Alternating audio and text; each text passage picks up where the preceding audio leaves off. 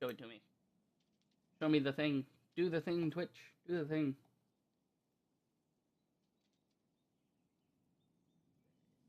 Oh, Star Wars Battlefront 2 ad. That's fun. Are you getting it? That's some very canned gameplay right there. We all know it's not going to be that perfect. And walking around and shit. I always love that with games, like multiplayer games especially. They try to do these set piece kind of matches where it shows off perfect things and it's like really way more, way slower or way more slowed down than the actual game is. Really There we go. All right, we are live. Hey guys, Rip the Rager. Hope you're having a fantastic day, and welcome to my first time playing The Banner Saga. This is a game that I got on Origin Access, and I've heard good things about it, and I jumped into a little tutorial bit here. And I kind of did the first little mission, and then I stopped at this exact screen right here. Because I knew I wanted to stream it. I was like, oh, this is fun. I want to do this. So we will see. Just say something here. Throw up chat, and we'll be good. Come on, save it. Yeah, OBS is being kind of a pain in the ass with this game, but the ironic part of this game is this is in full screen, but I'm still able to fully just click out. Like, their version of full screen is actually what a borderless window is supposed to be, which is fucking phenomenal, you know. Unfortunately, I couldn't adjust my sound settings, so I had to do that manually in my desktop audio, which is fucking weird. But let's see here. You're approached by a familiar man who walks in step with you as you're leaving the Great Hall. He cuts to the chase. Okay. But what are we talking? Am I clicking something? What am I doing? Oh, there's an X. Okay. Was I supposed to click that? Oh, this guy. Eric. Eric, steward of Strand. I manage the governor's business. Ubin, isn't it? It is. I'm just here for the tith. What do you want? I have no time for your bullshit. What do you want? The governor tells me you'll be giving us a hand. Let's see. Seems a bit chaotic around here. What did you have in mind? Didn't exactly agree. I don't know. Should I try and help people? Yeah, you know what? Alright, what do you want? Yeah, what do you have in mind? Skullfings. Skullfings that you didn't hack up in the Great Hall scattered after you took out their chieftain. The governor just wants to make sure they stay down. I was hoping you'd join me in the marketplace by the docks. This guy seems fishy to me. If there's anyone left to worry about, I know who can tell us. Okay, this guy is coming off as like a friggin' Prima Wormtongue kind of a guy from like the guy from Lord of the Rings that was like working with Sauron to brainwash the King of Rohan. This actually looks like Rohan. Oh, it's the same, kind of idea. Click the market tent to visit the market. Okay, so this is kind of like the map. That's pretty cool. Alright, let me handle these. You meander through rows of open-faced houses and eroded stalls. Colored canvases flap on a briny current. One man in particular blanches as you approach. What the hell is blanches? This is going to have some wording that I'm not familiar with. Blanches? Make white or pale by extracting color. Oh, okay, he blanches. He goes white because he's scared of me. Right? Yeah, by the way, I think I'm this big dude over here with the horns. I think that's my character. I'm not in the mood today. For what? Talking to an idiot? The Skullfling's chieftain bled out about an hour ago, had. So when you tell me what rat inn is the rest of them crawled back into, nobody's going to try to kill you this time. I don't talk to... They don't talk to me. Oh, this guy. Eric needs some help here. I don't have the patience for this. Say nothing. Just stand there and stare at him. Is it uncomfortable yet? just stand there. I kind of want to know this guy. Like, I love this dude's expression. Like, this guy's intent on getting rid of these bandits, and then this guy is just like, I want to go home. I don't want to be here. Love the face. The art style is fantastic, by the way. Need some help. I don't have patience for this. I don't have the patience for this. Let's get this over with. Had sweats visibly, fumbling with some dirty trinkets on his table. Wait, just buy one of these. If everybody thinks I'm getting worked over every week, how am I supposed to know much? Just a little food money, yeah? Intimidate him, pay him, do nothing. I really don't want to pay you, but at the same time, I mean, fine, fuck it, pay him. If I can get the information, just pay him. You toss a sliver of silver. That's a tongue twister. A sliver of silver on the table. Both men look at you with surprise. Had gestures meekly to a variety of junk from his stall. Take whatever you like. Only thing I'd like is the name of a place. Nobleman, up by East Wall. That was months ago, last I know. Had skulks away with a wave of Eric's hand, gathering things from his hovel, disappearing for a while until this blows over, you figure. Your bodyguard steps forward. I have a bodyguard? Oh, sick, bro. Okay, so this is Gunnulf. Oh, dude, I love that. It's got, like, the actual wind moving and shit. Can I click him? Yeah, it's like the wind's blowing through his hair. That's pretty cool. So it's not just, like, a static image. It actually does change. Look at his eye, though. Like, wait, watch his eye. Just wait for it. The fucking eye. Oh, my God. Love that. We done here. I'm gonna make him kind of like Gimli. We done here. Gunolf, were you wearing green back at the Great Hall? No, just bought them while you were walking around. Why? You look like a frog. You look like a frog, no reason, or they look good. You look like a frog. He does look like a frog. You look like a frog. Better than an eggplant. Trying to do these dudes' accents. It's kind of hard. I'm not really good at voices. I mean, I can do voices, just only like extremes of voices, not variations. Gunolf goes off to look at more stalls. Of course he would. Alright. Eric, that man of yours seemed unreliable at best. A blind dog wouldn't trust Had, but he's used to scoffling. They're licking their wounds. They've probably gone to old hunts, not new ones. It's hard because, like, I want to give them Scottish accents, but they're fucking Nordic. So it's like, I'm trying to do... Nordic is like a mixture. You have, like...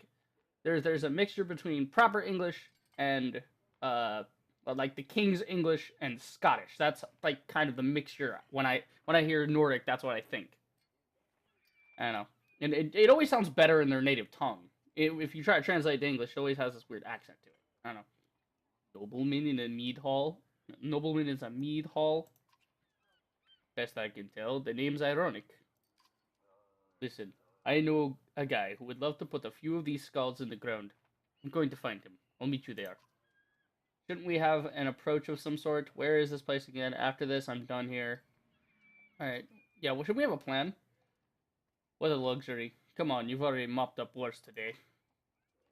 Make sure the governor remembers his promise. Double the usual tithe. Tithe or tithe? How do you pronounce that? I'm curious now. How do you pronounce that? It is pronounced... Oh, YouTube. Come on, really?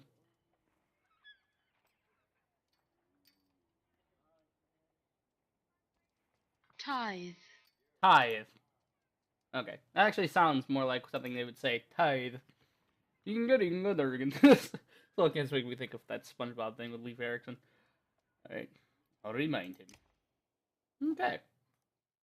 So it's kind of cool that it's not all combat. It's not just me venturing around. There's actually story here. I like that. So there's the mead house that I need to go to. I have 100 days of supplies. I have 100 days of supplies, so I can go 100 days without a problem. I have 5 renown. What the fuck do I do with all this? I'm great, I guess. I have 32 Varl in my party, I guess. And this is my 0 day. They're like, oh, it's actually linked. Oh, you can actually switch it. I'm tempted to put it in another language. Like, yeah, they actually talk in another language, though. Like, in the cutscenes, when I first showed up, they would actually talk in, like, Nordic, Viking, whatever. Like, they were talking in a language I just couldn't understand. Hey, look, those are my guys. There's some humans and some giants. Yeah, those are my dudes. Alright, go to the meat house, I guess. I'm trying to think of where I should put this, webcam, because I don't feel like it fits right in that spot. But moving that would be a hassle.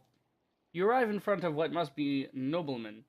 A few minutes later, Eric appears, with a weather-beaten man introduced as Valgard. I'll point them out. I'll point them out, Eric says over his shoulder. Ready? Let's get it over with. You're walking through the front door. I'd rather... Yeah. Walking through the front door. They ran to a mead hut. They ran to a mead house, says Valgard. I'll be surprised if they can stand up straight right now. Okay, here we go. Oh, a nice sound effect. So there's no actual, like, cutscene for this, which is kind of disappointing, but it's a minor setup, I guess, for a fight, so it doesn't really need one. Valgard boots the front door open so hard it won't close again without repair. As you enter the hall, Eric is already at the head of the table, his axe drawn. Wide-eyed, drunken scofflings scramble to find their weapons, turning tables and mead steins in the process. This is a very imaginative game, I can tell. This is a game that's going to rely on the player's imagination. This is kind of like old school, like Dungeons and Dragons shit, where the DM's just describing shit mostly. But then it's cool because you have actual combat. Okay, so there's me. Alright, so we're all going, 1, 2, 3, 4. So can I click on these guys? What will it tell me? Oh, sweet. It tells me who does what. Awesome. Awesome. I like this guy. That's it. So that's Eric. That's Gudolf. Oh, look. I'm not even fighting. Like, my head dude, Ubin, he's not even fighting. So, this is Valgard. This is Eric. This is Shieldbanger and Gudolf. I love this dude's name is Shieldbanger. They just named him after what he does. I love that. Alright. So, Shield Wall adds 1 armor to allies and self wall adjacent to the allies. Stone Wall blocks damage to strength and armor for 1 round. Oh, interesting. This guy can do Light Step. Okay, I'm guessing that's like the passive and then the active. Or the active and the passive, I'm not sure. Light Step, move freely through allies. Right, I don't have to go around people. Rally gives willpower to allies at any range. Return the favor. Getting hit triggers a counterattack for 1 armor damage. Yeah, okay, so that is a passive ability. Heavy Impact. Enemies adjacent to the target take 1 strength damage. Tempest. Strike adjacent. Yeah, I remember doing Tempest in the tutorial. I remember that one. Okay, so I guess we're ready. Can I move around and look? Oh, yeah, I can. Okay, so there's a couple guys here. I would assume they're going to go straight for Shieldbanger. I'm not sure. I like that there's, like, people just sitting and wait. Why is this guy sitting on a water trough? Are we not going to look at this? Am I expected to not notice this dude legit just chilling on a water trough? And then there's this dude over here just like, just dead. Let's see. Yeah, I like how everybody's just actually standing around watching this, though.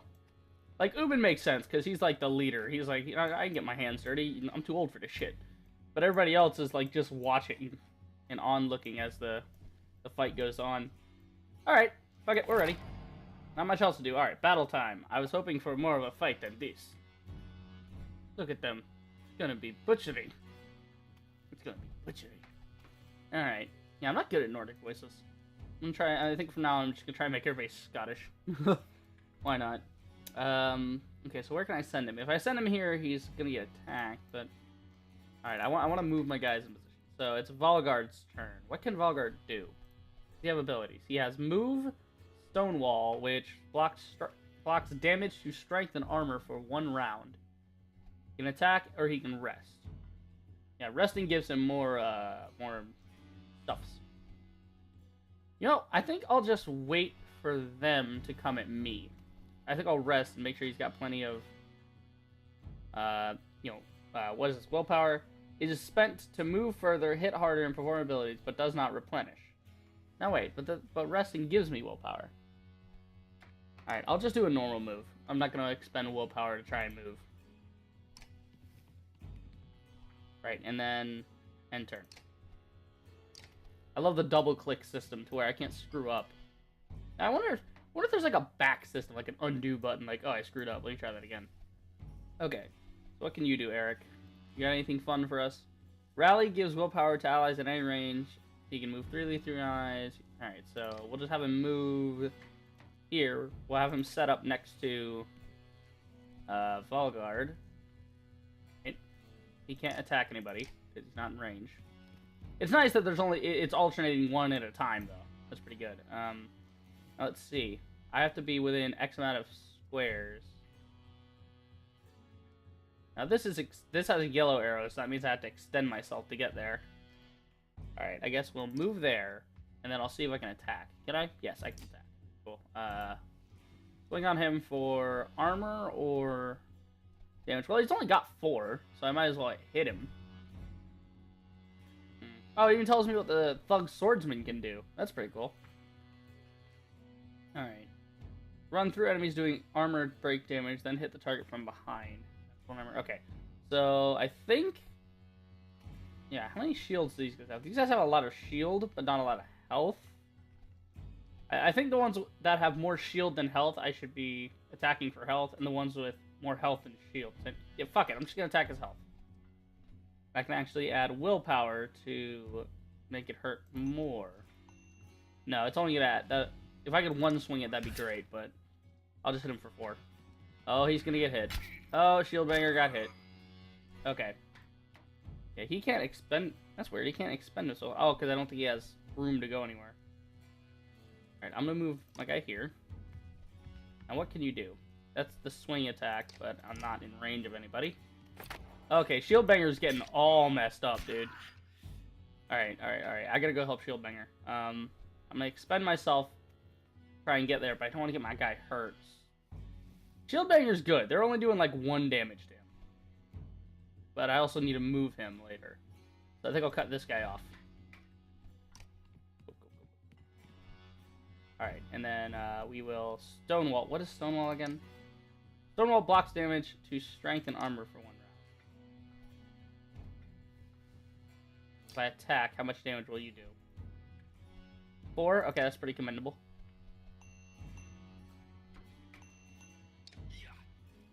Alright, fuck it. I'm not gonna do... Yeah, I'll just do 4. Alright, who's next? Next is Eric. And then after Eric is Shieldbanger. Shieldbanger gets to move after Eric, so he's gonna have to stay there for a minute. What can he do? He can give willpower, he can move freely through guys. So, what I want to do is I want to come up here and attack these dudes. I can rally or I can attack. I want to finish this guy. Ah, but he's only gonna do 2 damage. Are you serious? Let's give him more willpower. Here we go, finish him. Boom! There you go, get fucked. We got a renown. Alright. So Shieldbanger is up. How's his HP? Oh, he's good. He's a massive beast of a man. And I can hit everybody with the Warcry thingy. With the swingy thing. Wait, what? Why can't I do... Oh, wait, no, that's not Shieldbanger, that's Gunolf. Gunolf can do that. Okay, so what I want to do is I want to move Shieldbanger back so that Gunolf can come and screw people up.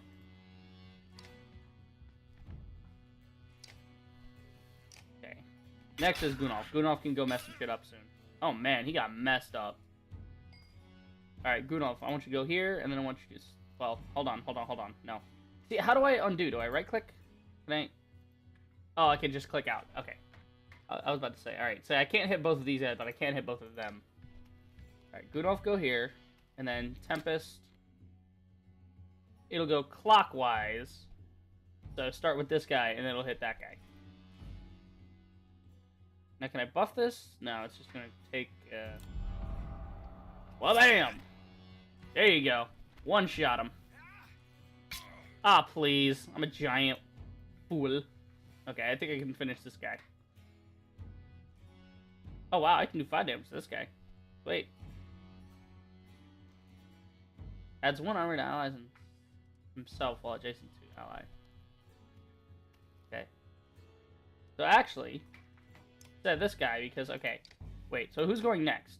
Okay, it will be that guy that goes next. So what I want to do is I want to take him, move him here. That way I'm adjacent to him so he gets more armor. Nice. I'm smart. See, I'm being smart. And Stonewall blocks damage to strength and armor for 1 round, which means I can't get hurt. Maybe. Because then I could basically tank with this guy. That's a good question. Or do I want to just swing now? I think I should be able to... No, that guy's on 8. I'm going to do 5 damage to this guy, right? Yeah. Well, if I do damage to him, and then Eric's up. Eric's going to finish this guy. So... I need to damage this guy, because then Shieldbreaker can come over and finish them with a swing. Yeah. Oh, so close to one-shotting this guy. That's annoying. That's alright. Alright. So then Eric's up, which means Eric can fit... Come on, Eric. You kidding me? Okay, I can buff him to finish him. Ooh, get fucked. I love that they scream when they attack. Like, going in hard. Alright. Alright, I can do 1 damage to this guy. Alright, Gunolf will be up, so he can do his swing. So, when he does his swing, I want this dude's armor to be, like, shredded. That way he can go through this guy's armor pretty easily with a swing. Alright, Gunolf, end this shit. Tempest. Oh, shit. Am I gonna hit everybody? Wait. What? Strike adjacent enemies. Okay, so I don't think I can hurt my friendlies with this. Yeah, okay. Woo! Yeah. Unless I wanted to. It looked like I could actually select them as a target. So, achievement, Warden. Promotion, tempered by blood, pain. Gunolf is, I can't read this. Gunolf's ready for promotion, Eric's ready for promotion. That's pretty cool. And we got a lot of renown now. Now, can I spend the renown only on the character that earned the renown, or can I just pick? I really hope I can just pick. Don't limit me to having to use one person to level them up, because that would be annoying. There they are. Gods be damned. Got to wash off this blood. Eric is looking out the hall's windows onto the bay. A fleet of longships approach with sails of bold reds and blues. One banner I know well, Falconer. Next for Varl kingship, last we spoke. The other flag? Looks important. Yeah, important guests. See what I deal with all day long. Things make a little more sense. You hoped I'd have a stake in saying everything's fine here when the royal guests arrive. Not me, the governor. Now I have to make sure there are no rotting bodies or pools of entrails still in the Great Hall before they come. Can I ask one more favor? Fine. Starting to go British with it. I can't nail down Nordic. I really can't. No, Eric, I've done enough already. What is it? You happen to stall our guests down on the docks. I wouldn't object. Maybe I will. Eric and Valgard hustle from the mead house. To his credit, Eric tosses the barkeep a spar of silver for the mess. Oh, Eric, good guy. You give an apologetic shrug and go to greet the new arrival. He's like, sorry, I fucked up your bar? Technically, I didn't do anything. I just told my guys to go do things. Whoa, that's a fucking huge bit of ships. That's a lot of ships. So I'm guessing the red ones are Varls and the blue ones are men.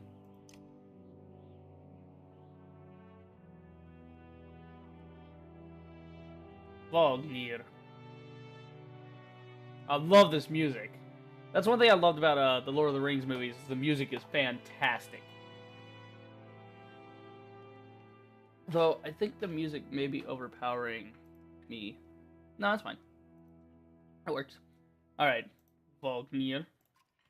A familiar Varl steps onto the docks. In your mind, you recall a much younger version, tramping the halls of Grafheim. Abundant in purpose. God, Subin, you're looking ancient. Comes with being old. And if there is Vognir, there must be Hakon. Must the... I'm trying to think what this guy's... Must there? Still bleeding tributes from poor and stupid old yucks. At what age do you lose a sense of shame? Ooh! Talking shit! Your honor demands it. I'll take that over lingering to death in Grafheim. Speaking of, I had no sense that you were so far from home. Just returned from Arberang, in fact. And glad for it. Hakon motions to the other ships in the bay, sails still fluttering. Golden Wolf, head emblazoned on red, the king of men, or someone on his behalf. The king's whelp. The king's son, Luden. Don't you know, Scrivener? We visit his capital, he visits ours. It's how you make alliances these days. It's a miserable waste of time. Yes, Hakon has it. I'd almost forgotten. It's a good thing you're around, Hakon. Then you're going to Grofheim. I'm trying to make him sound older. I have the distinct feeling I've finished my business in Strand and was heading there myself. Should caravan. Should. Give it a day. In better circumstances, I'd drink a week away, but let's just be done. Find me tomorrow at the gates. What he's trying to say is the prince is a delight to behold. Where's Mogar? Hakon, have him find a place to put up the warriors. I'm heading up to meet the governor. A host of giants depart in his wake. You recognize a few, others are strangers to you. Yes, I'm off to find Mogar. You in the morning, Scrivener. I'll be along. The young prince of men ambles from his ship. He brushes off his tunic, scanning the beach with low eyelids. Ludin looks for all the world the sort of boy who grew up pulling the legs from spiders. Oh, this should be a fun guy. The long road back to Grofheim should be more interesting than most years, you think? Oh, what a dick. I like this so far. I like doing the voices. Wariness suddenly settles in, and you chuckle to yourself about what an odd day it has been. One of the governor's men at the Great Hall could find you a place to sleep. On the other hand, if you're going to join Wagner's caravan tomorrow, it might not hurt to share a drink with Hakon, or introduce yourself to the prince they spoke so highly of. Click a talk icon and converse with one of the heroes. Okay, so there's Hakon, because we're going to be caravanning with him, and the prince as well. Let's go to the prince. Well, I want to meet him. Is this the right place? You find the prince at an inn. Guards blanket the building, including a sharp-eyed Varl who must be working for Ludin. A woman in red eventually waves you over and stands nearby, arms crossed. Greetings, Ludin. Yes, you're with Wagner? I don't remember you. Not exactly. I've known Wagner a long time. I'll be joining you back to Grofheim with my god. Ludin looks up for the first time. The woman doesn't react. He's just like, oh really? Is that so? I like the other guy's pompous accent. Why? I work for the king, carrying ties to the capital. We cross by chance. Oh, a tax collector. Fine company. What do you want? Introduce myself. I hope to learn more about you. I have a habit of recording history. I thought we might talk about your visit. Sounds interesting. A Varl historian. Aha. Don't you already know, your king and mine both have been practically trumpeting it throughout the cities. I've been on the road a while, I'm afraid. Ludin takes a deep sigh. Whether tired or ungracious, you aren't uncertain. Maybe both. Ah, a formality, mostly. Wagner came to our capital in Arberong, and now we have to go to Varl's capital in Grofheim to cement this grand alliance for the next age of man and Varl.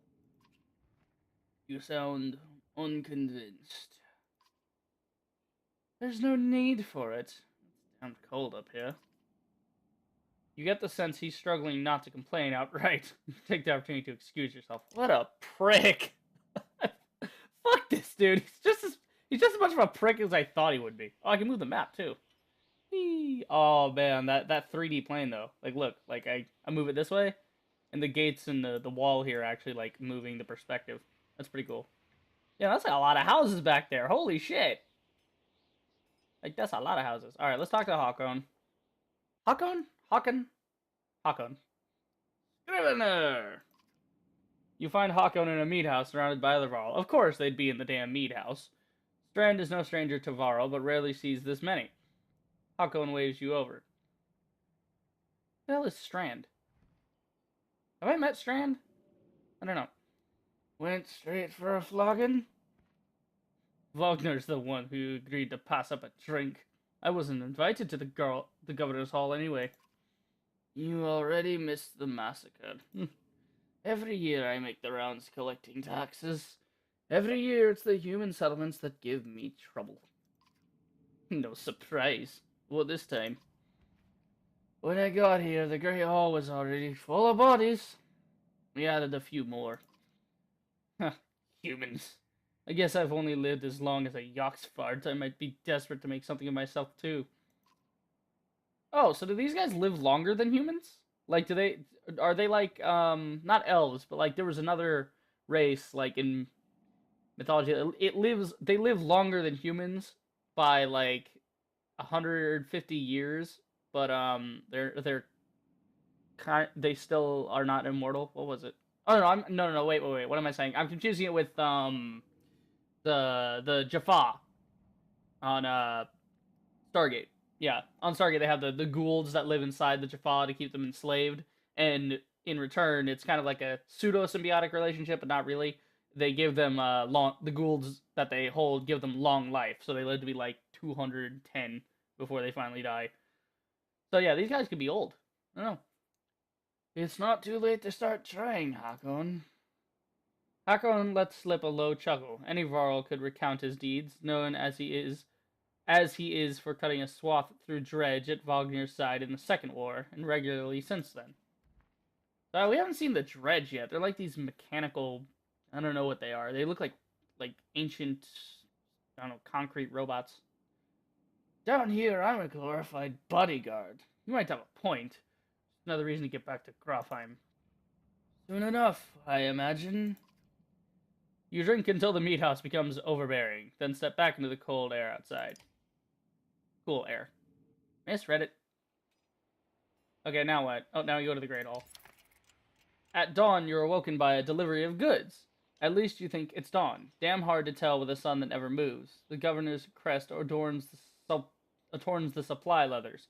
All there, just as promised, to your mild surprise. You wonder if Eric had anything to do with that. Okay, so, yeah, as an FYI for the story here, apparently, excuse me, apparently in the lore of this game, the gods died, and then the dredge came and fucked shit up, because I guess the gods were the only ones trying to keep the dredge from, you know, getting out of wherever they came from. I'm guessing bottom of the ocean. It looked like it from some of the tapestries I saw. And then, like, the Varls and the humans were fighting. Now the Varls need to try and make peace and fight against the dredge. And basically the sun has stopped in the middle of the sky. It just stopped moving. So now it's just, sun's been up for the past few days. Alright. Oh, got renown. Your guards take the treasure wagon down to the gates. Wagner is already here. A while later, Ludin and his men appear, groggy and disheveled. Moger steps forward. Oh, so this is Moger. Moger steps forward. Wagner's quartermaster, if you recall correctly, in charge of his unwieldy entourage of warriors. You know him only in passing. He asks if you're ready to depart. No other option.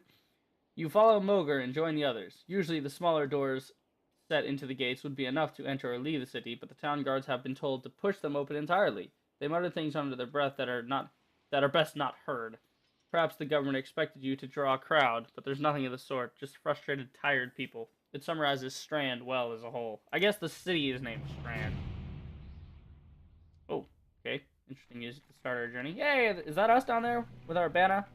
It's a story about a banner. It's a banner saga. Okay, so we get to watch them on their trip. Damn, we just ate a lot of daily supplies. So we're going... What the fuck happened to our amount of supplies, though? I don't know, we got a lot of Varl now and a lot of fighters. Got fighters and Varl, we're in a caravan together. Can I skip this, or what? Oh, here we go.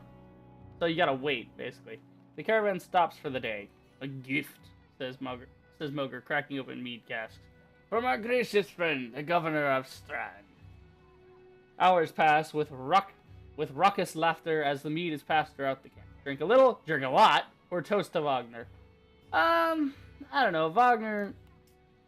He was talking shit when we first met. I don't know.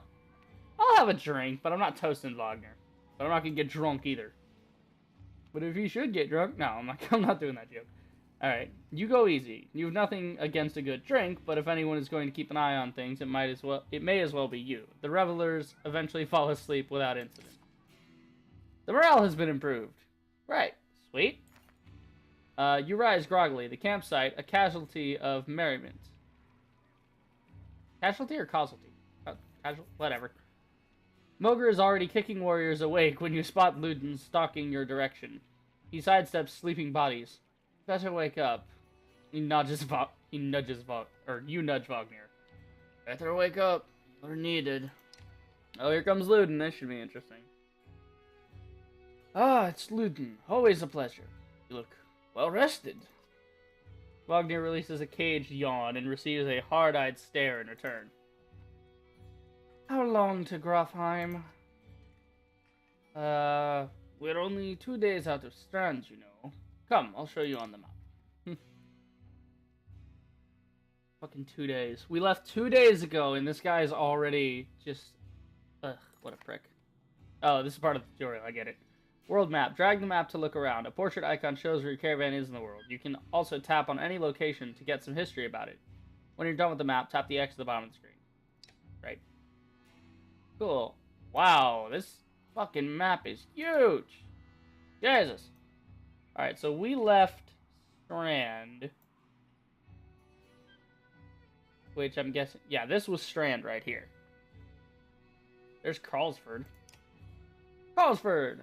The fjords splitting off into Varl territory was named after Karl, the only Varl to ever become governor of Strand, albeit for only a short time before the title returned to the human families whose ancestors originally built the city.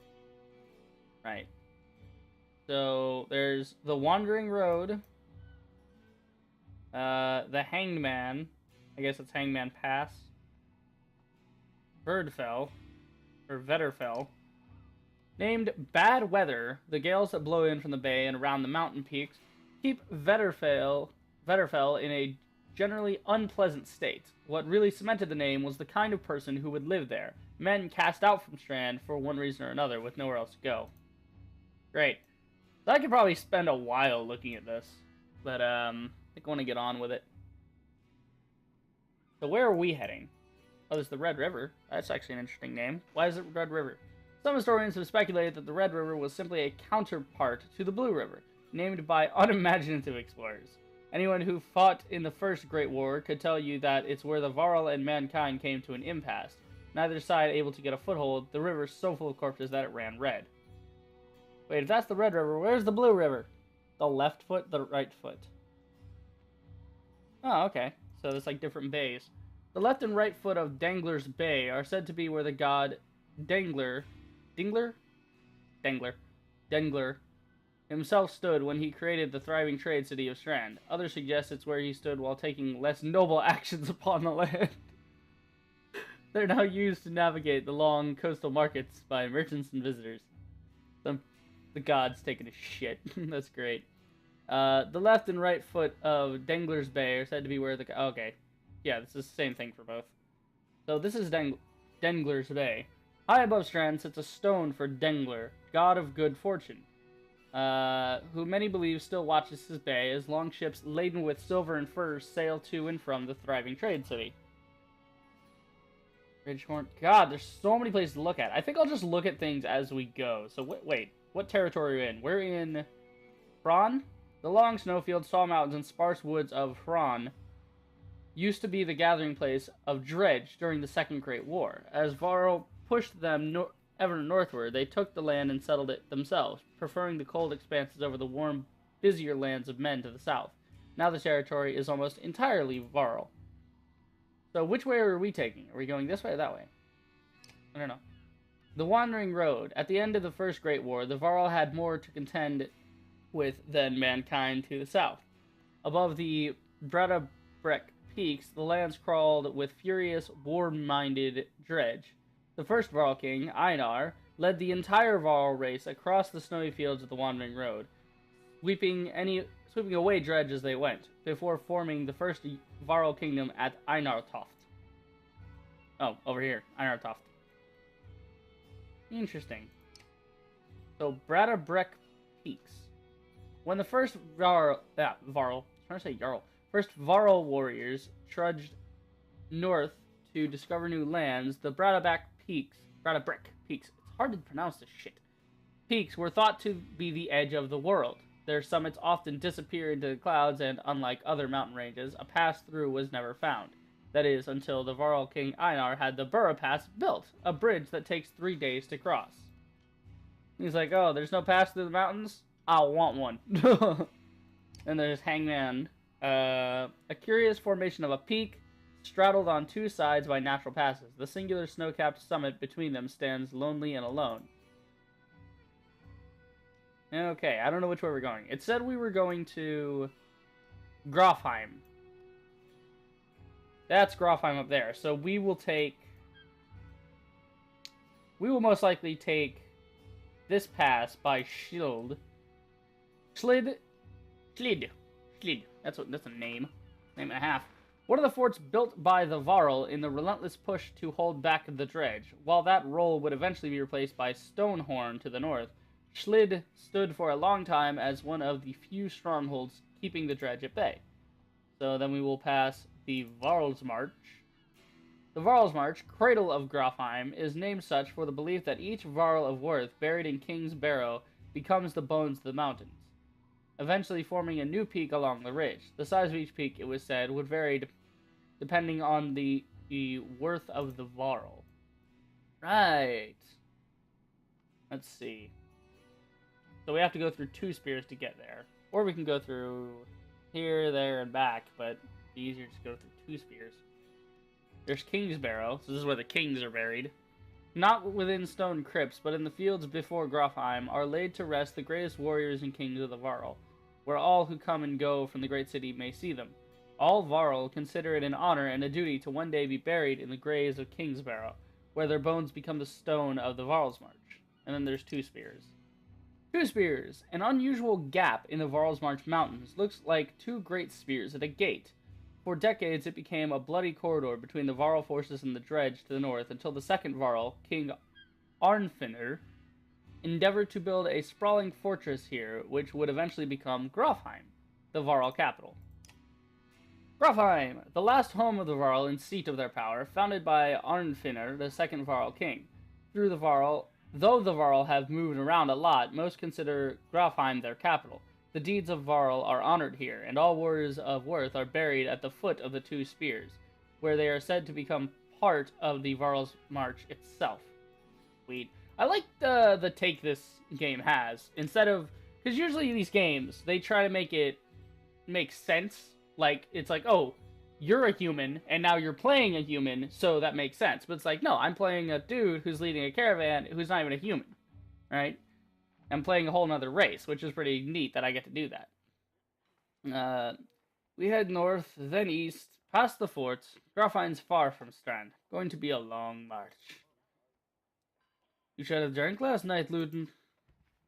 Why not take the ships to Skrimmerstead? What's the point of marching? Silverstone Bay is called that for a reason. It stays covered in ice all year. It would tear up longships. Too bad, though. We could have shown you all the wonders of Skrimmerstead. A half-sunken city crawling with dredge, Prince. Dredge and glaciers. You like glaciers? I love this. They're just fucking with them. Luden exhales through the nose, a poor disguise for his contempt. He turns and bats aside the tent flaps as he goes, barking at his company in the distance. I love how tired this guy looks. He's just like, I'm old, I'm tired, fuck the shit.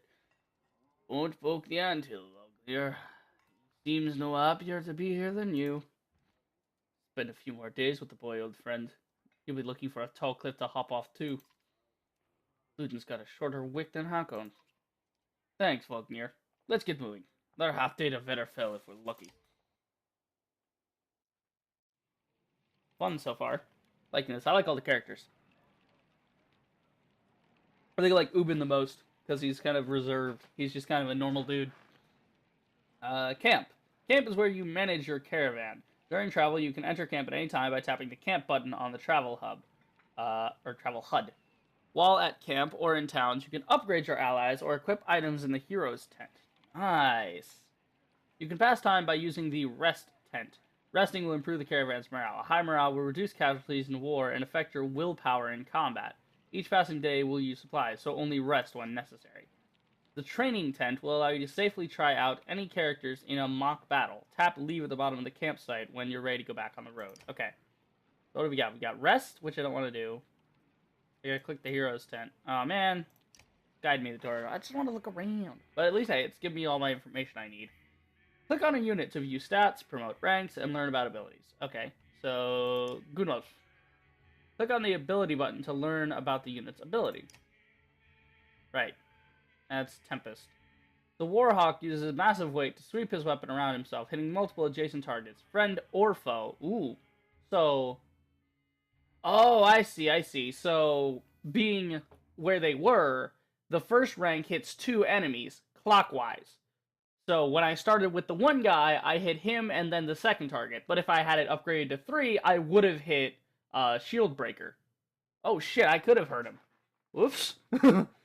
For normal strength damage, Tempest triggers the Warhawk's passive ability, Heavy Impact, which in turn can cause a chain reaction of destruction if used in close quarters. Keeping the Warhawk out of harm's way until late in the fight will maximize his effectiveness. Okay, wait, what is his other one? His passive is Heavy Impact. The warrior hits so hard that any enemy standing adjacent to his target on a strength attack take 1 strength damage from the shockwave. Ooh, so he's got kind of an AoE.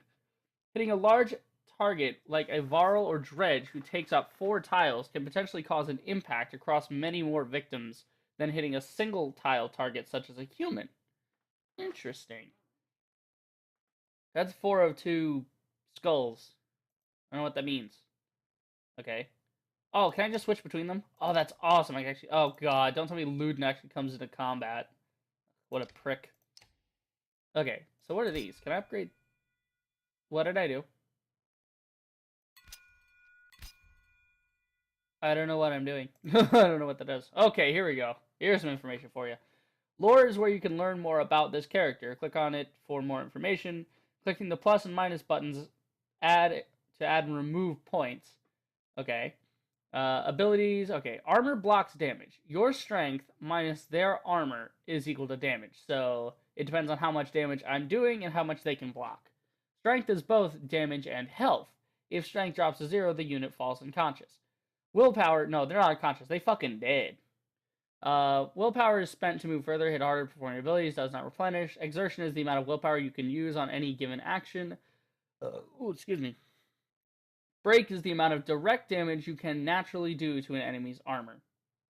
Interesting. Okay, kills needed to promote to the next rank. So, in order to get promoted, they have to get kills, but I can use the renown on anybody. It's not just the ones that earn it. It's an overall currency. So this is 1 of 2, 0 of 2, 3 of 11, 15 of 18. So these guys actually stay hurt. I should note that. So where's the info part? Where's the information bit? Ah, top right. Gunolf. When Ubin became the Varl, king's tax collector, he was given an entourage of bodyguards to help transport gold collected across Hran. Gunolf is the only one from the original group still alive, and for good reason. Yeah, 'cause he's a beast. Alright, so who's next? Luden. What can Luden do? The spearman skewers his enemy, doing normal strength damage before kicking them away, doing knockback, and causing them to bleed if they move on their next turn. Shit! Luden's actually a beast. Character who is bleeding will take 1 strength damage for each tile that they move. Good god. Which can be especially deadly for enemies that are moved against their will. Right, so even if, say they're bleeding and they don't decide not to move, I have him walk over and do that again, and just make them move, and then apply a double bleed. That'd be cool if the bleed could stack. Passive ability is Embolden. Each kill the spearman makes encourages allies to fight harder, granting 1 willpower to the spearman and any adjacent allies. Cool? Alright. Luden is the Prince of Men, the first heir of a vast kingdom. Though disliked by peers and rivals on account of his highborn attitude, a few question his intelligence, combat skills, or courage. Okay, so he might seem to be a prick, but he's not completely helpless. He can do shit. Alright, what can you do?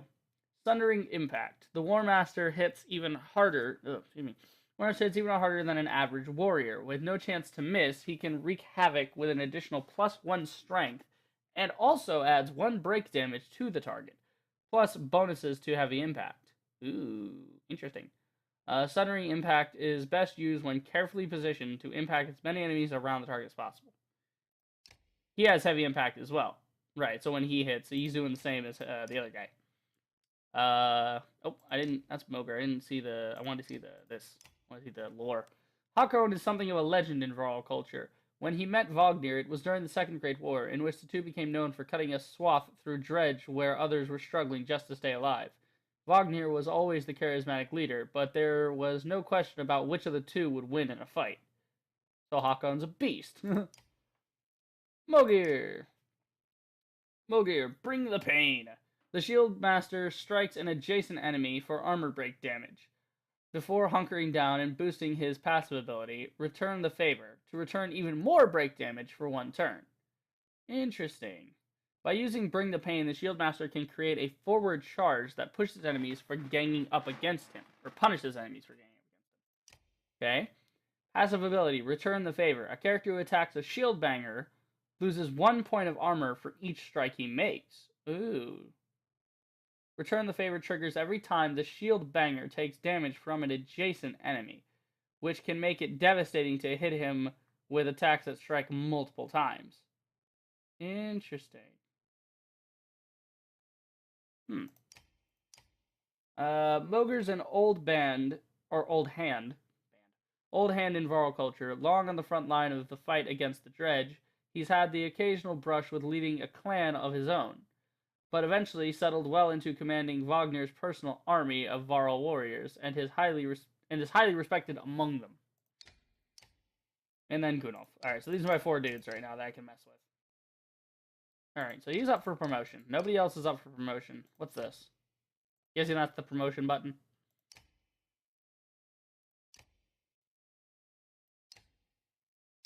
So if I hit this, then I click promote, it'll promote him.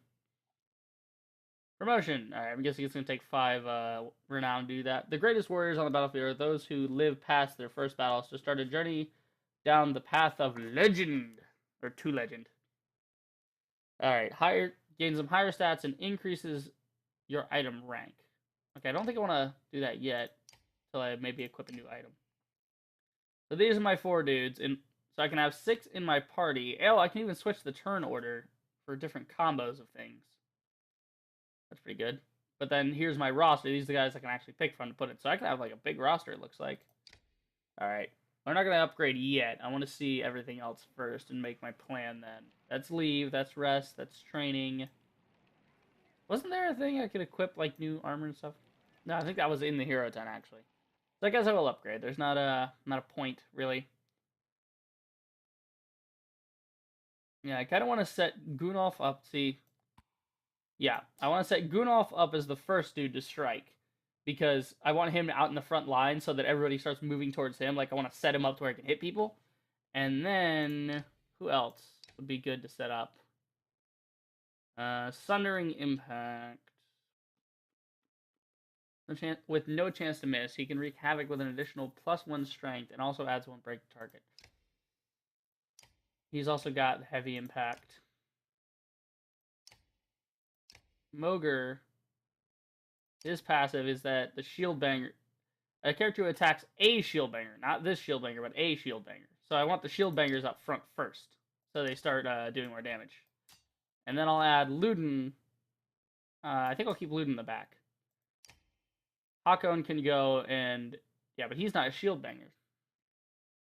Oh, no, I can try this setup, and then Luden can come in on the last turn. Well, no. Yeah, then Luden comes in on the last turn and starts... Well, no, I want the bleed applied to start.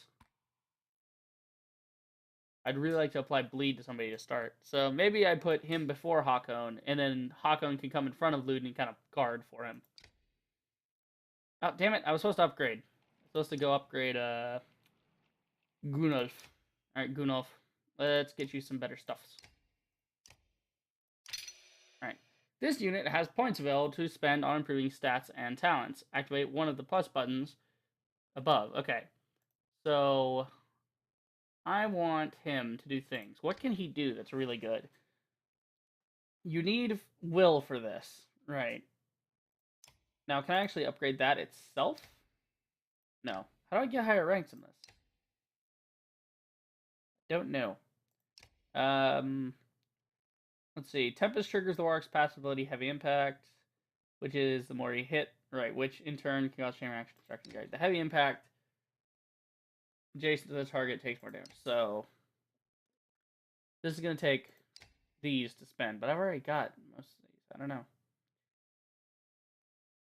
Points available per time. That would make him move farther and stuff.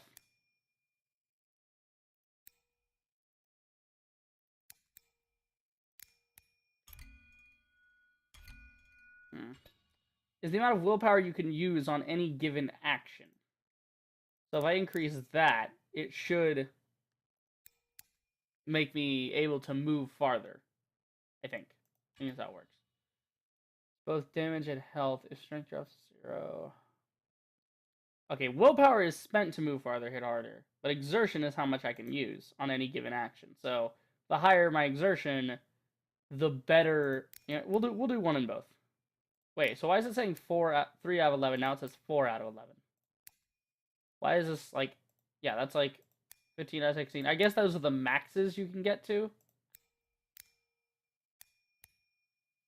I don't know. It's a good question. You know what? I'm gonna up. Yeah, willpower and exertion. Okay, so we did that. Now let's go test and see if I was correct in choosing that. Units move in the order you place them, from left to right. This initiative order is very important when setting up strategy. For example, put archers after melee units so that they can stay safe behind your heavy hitters. Drag the unit icons to arrange their turn order. Okay, I'm ready. This is what I want. I want the... Okay, let's see here. Here's my guys. Training tent. The training tent allows you to test your party against a team of clansmen of equal power.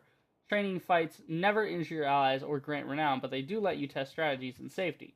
The trainer will give you hints about playing effectively and has something to say about each ability. Come here to test out new characters as they join you. Tap end training to stop the battle at any time. Okay. So I'm ready. Makes Gunolf go first. Yeah, it looks like... Yeah, see, because last time I would have expended him to go here. That would have been me expending him. But now he can go, one more tile out. You go there. The end turn. Here comes the next dude. Ow. Wait a minute. Where am I thought he was shield banger. Oh, fuck. He got messed up real fast. Okay. Maybe I screwed that up. Yeah, okay. So I should have put the shield... I screwed up on who should be where in my order. What does Bring the Pain do? Bring the Pain breaks an enemy's armor and punishes them for retaliating. Oh, well, there's no one to do it at. Oh, he's gonna get hurt. Oh, he's gonna die. And there goes Gunolf. Great. Fuck it.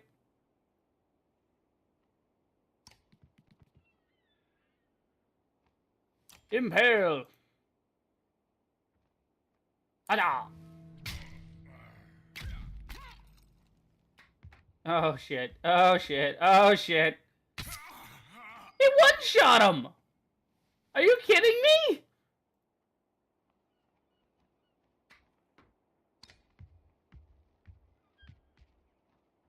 Yeah, that happened.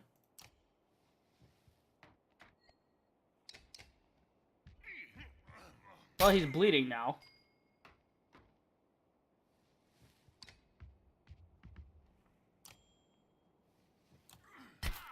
Fuck you. Wanna fight me, fool? Ow! Son of a bitch! If I had Sundering Impact, that should hurt him too. Yep. Oh shit, it went all the way over to him. My bad!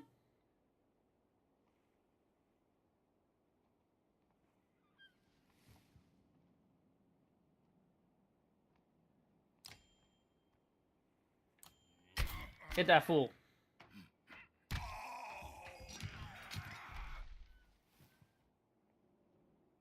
Well, he's fucking dead. So wait, what does Bring the Pain do? Breaks an enemy's armor and punishes them for retaliating. You do dick for damage.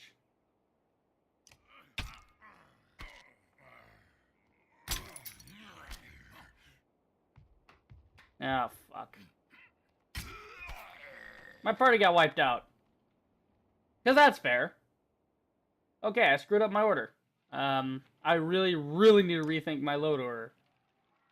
What the fuck? Okay, so first off, Shield Banger, you go first. Okay, so I have to anticipate that whoever goes, it's gonna be me, enemy, me, enemy, me, enemy. So Moger goes first to set himself up to get hit, just triggering his passive.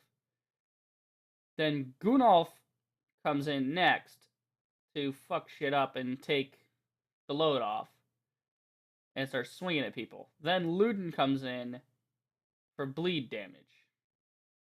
And then, Christ. I don't feel like it's gonna work. Oy, it seems very bad. Oh, see now, what the fuck? Now it moved us into a different position. Wait, why are there now one of him and two of them? I don't get it. I guess it randomizes the enemies every time. Okay, Shield Banger's going first. He's gonna go out as far as possible to draw attention. Because I want them to hit him. Go ahead, hit him. You'll get hit back. There you go. He gets armor broke. And now, I can set him up over here. Get ready to attack. Shit. Not. Aw, man. Okay. So then I want Luden come in the back here, either here or there. I want Luden to maybe head this guy off, because he's going to move next. Alright, and then what'll happen? It'll get back to... This guy will move. But how soon will it be Luden's turn? It'll be this guy's turn before Luden, because they only have 3 guys to go through. I have 4. I also have to be careful. I don't want to set people too close to him. Alright, I think I'll have Luden go over here. Hold. Here comes the guy. Okay, he doesn't move very far.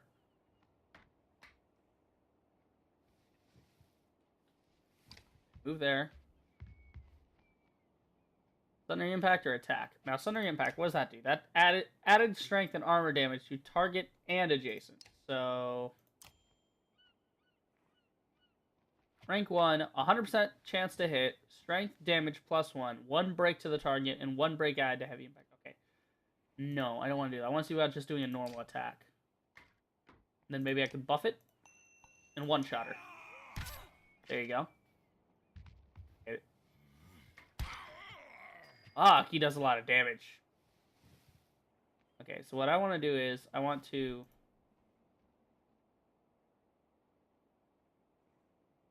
Is that a chance to hit? Oh, fuck. Really? He deflects it. Come on, man. I fucked that up. Okay, that's okay. They're both standing there now. So this is going to basically be his last hurrah. So we'll hit him with the Tempest. And ba-boom! Okay. Oh, God, he's going for Luden. Not Luden!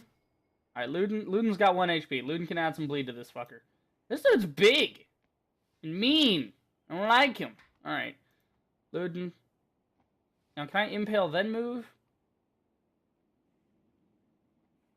Yeah, that guy will move again before Luden does. Fuck it. Impale his ass.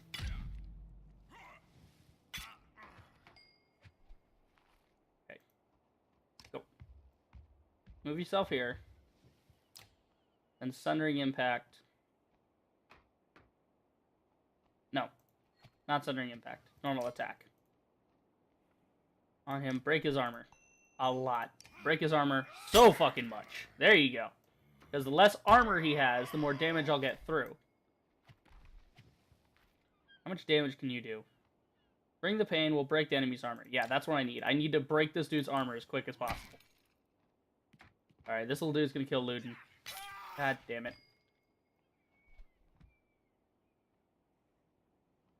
I'm gonna have you move here so I can do your, I don't know, willpower. Fuck. Yeah, I'll do 7 damage to him, or I can break some more armor. I'm gonna break some more of this dude's armor. Try and let my shield banger get in on him. So now if the shield banger goes in on him... Fuck, I hit the wrong button. I was gonna break more shield. Alright, now this guy, you can't... Alright. How much damage are you gonna do to him? Doing 1 damage? Ah, I see, okay. So my damage is 8. But his shield is 7. So it is my strength. Okay, they said my strength minus the shield. Okay, I see. I understand now. So then... That doesn't make any fucking sense. Oh, wait, my current damage is 1. Never fucking mind. What am I saying? Alright. So... It's about to be him, and then him, and then him, and then him. So it'll be this guy who will most likely attack him to kill him in 1 shot. I mean, you can basically 1-shot either one of us at this point, because... Well, no, no, my shield banger will be alright. My shield banger will survive. I really need to get rid of this dude. So I will attack him to deal him shield damage. To help my shield banger finish the fight. Alright, it's in pillage mode, which is really not good. Okay, there's also Bring the Pain, which breaks the enemy's armor and punishes them for retaliating. Right, Return the Favor. Getting hit will trigger a counter attack for 1 damage. So, I basically just need to try and damage this guy as much as I can.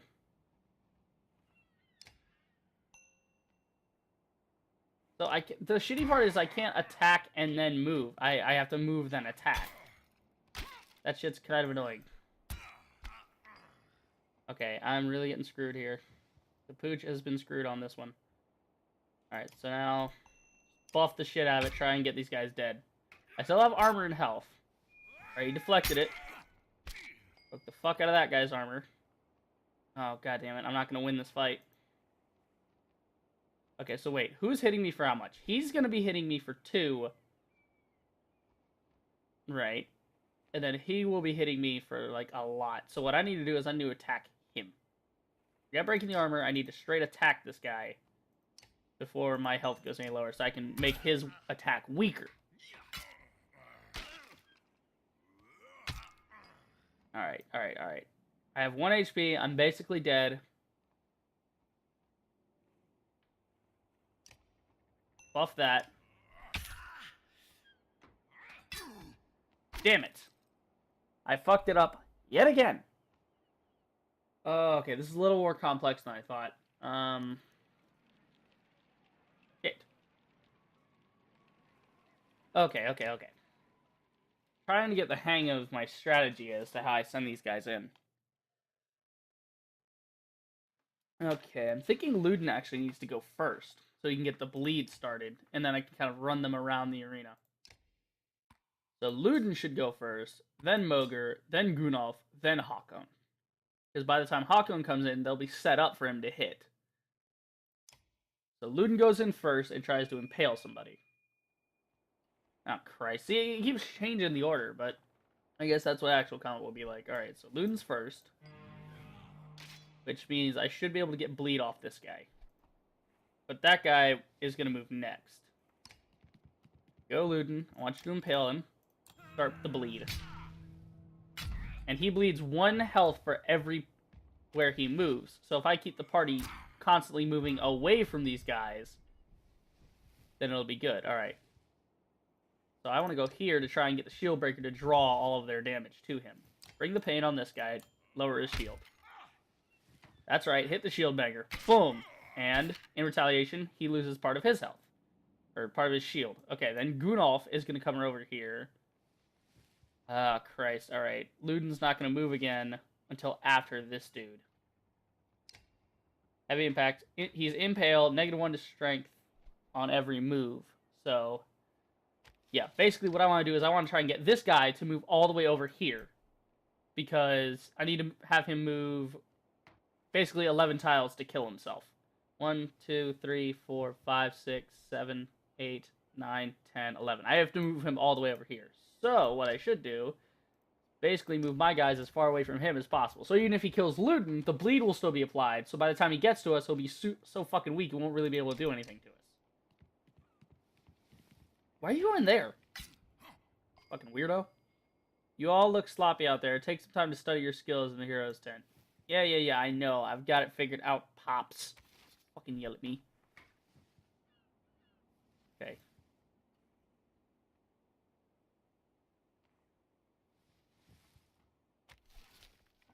So the heavy hitter is going to be a problem, but so are these little dudes. Every time he hits him, he'll just get shield break, so I don't need to worry about doing that. Or what I do need to worry about is this bullshit. Thundering Impact is going to hit him. Now, which one do I hit for? The bigger guy or the smaller guy? Let's get the smaller guy out of the way. Let's try and do more damage to him. Oh, fuck. Luden is getting messed up. But that's okay, because he's going to just run back here with us and stay safe. Thus, this guy has to move, which means he's going to bleed. Or not. Where did the bleed go? Hello? Yeah, I'd really like to know what the fuck just happened to the bleed on this guy. How long is the bleed applied for?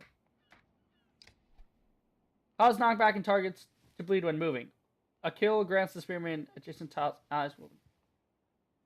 What happened to the bleed? Is the bleed still on him as an effect or what?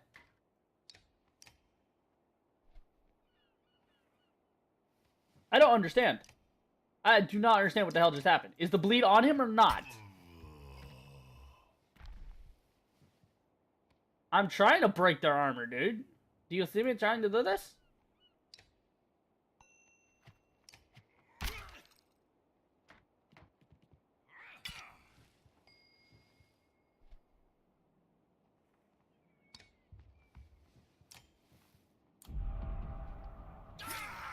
There you go. Fuck them both up.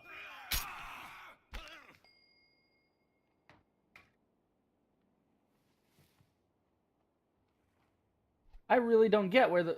Like, I don't know if the bleed is still on this guy or not. And if it's not, then bleed is fucking stupid in this game, and it's pointless.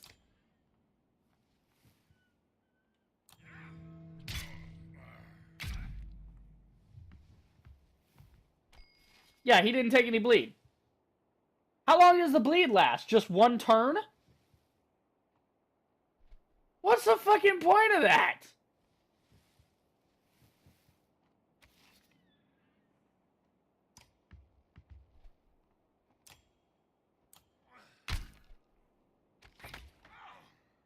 Oh, Luden's dead. Oh, Luden's alive, actually.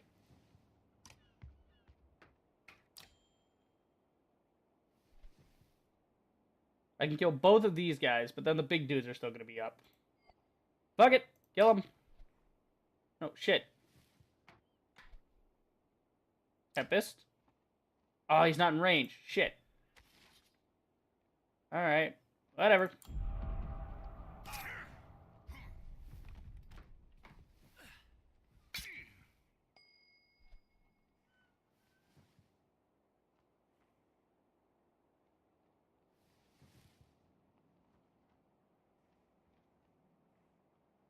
I guess go over here and bleed this guy? I don't see what the point of bleeding is at all.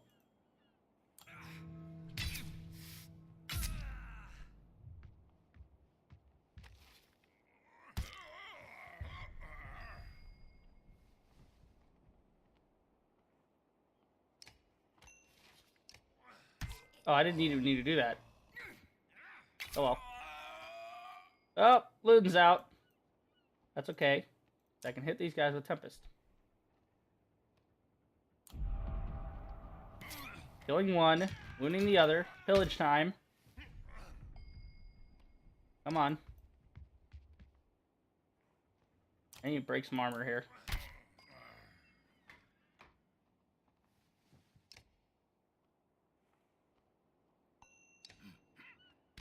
Oh, he deflected it. Fuck.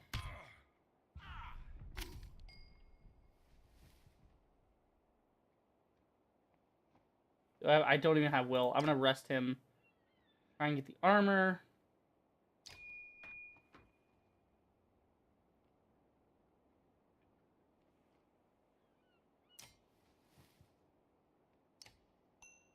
break the fuck out of this guy's armor so I can get through. I think he just killed my dude. Oh no, I'm on 1 HP. Alright, I have enough for Bring the Pain. Alright, he has no armor left. He has legit no armor. But my guys don't have, like, enough strength right now. Oh, he's hurting them both, which is not good. Okay, but I think I'll have enough. I think I'll win this. Okay, he went for armor. Fool. Die! Yes! We fucking win! God. Okay, that was annoying. So, I'm not seeing the point. Okay. So, I'm really not seeing the point of Luden's bleed unless I have other characters in my party that can also do bleed. Like, unless they have, like, forced move abilities. Because then, I don't know. Wait. I don't get any renown, but these guys do get promoted for their kills. That works. I'll take it. Alright, I'll promote him. Okay, Mogr needs to be able to, like, do the thing more. Do his shield break a lot. So I'm going to give him lots of willpower so he can do that a lot. And then Gunolf. Gunolf got another promotion. Damn, Gunolf. It improves. Ooh, my ability's going to get improved. So that's how you get the ranks in them. Wait. Let's see. What should we promote? Need you to be able to do things more. Alright, so this break is the amount of direct damage you can naturally do to an enemy's armor. Okay. I want you to increase break. No, I want you to this and that, because you need to be hitting harder. Okay. So some of my guys in the party are doing pretty alright.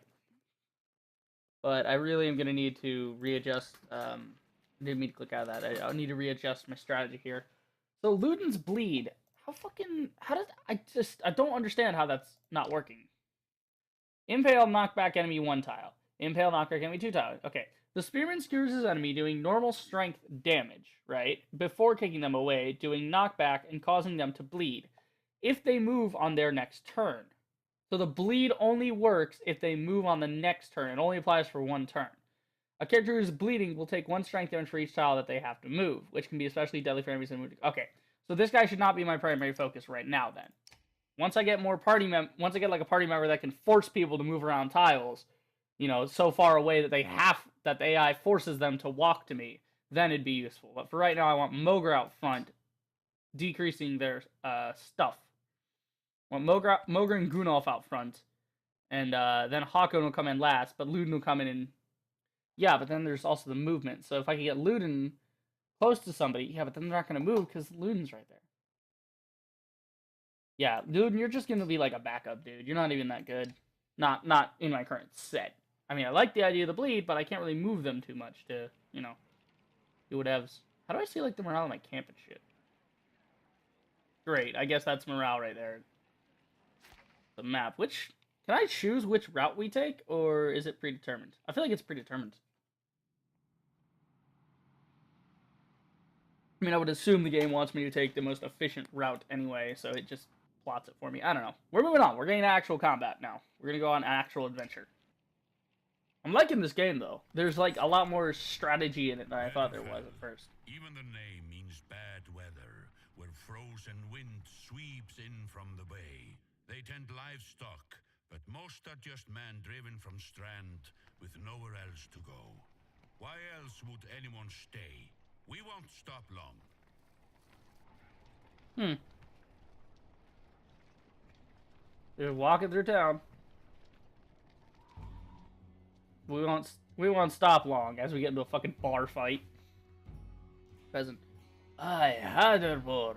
That's a lot to borrow for some missing cattle.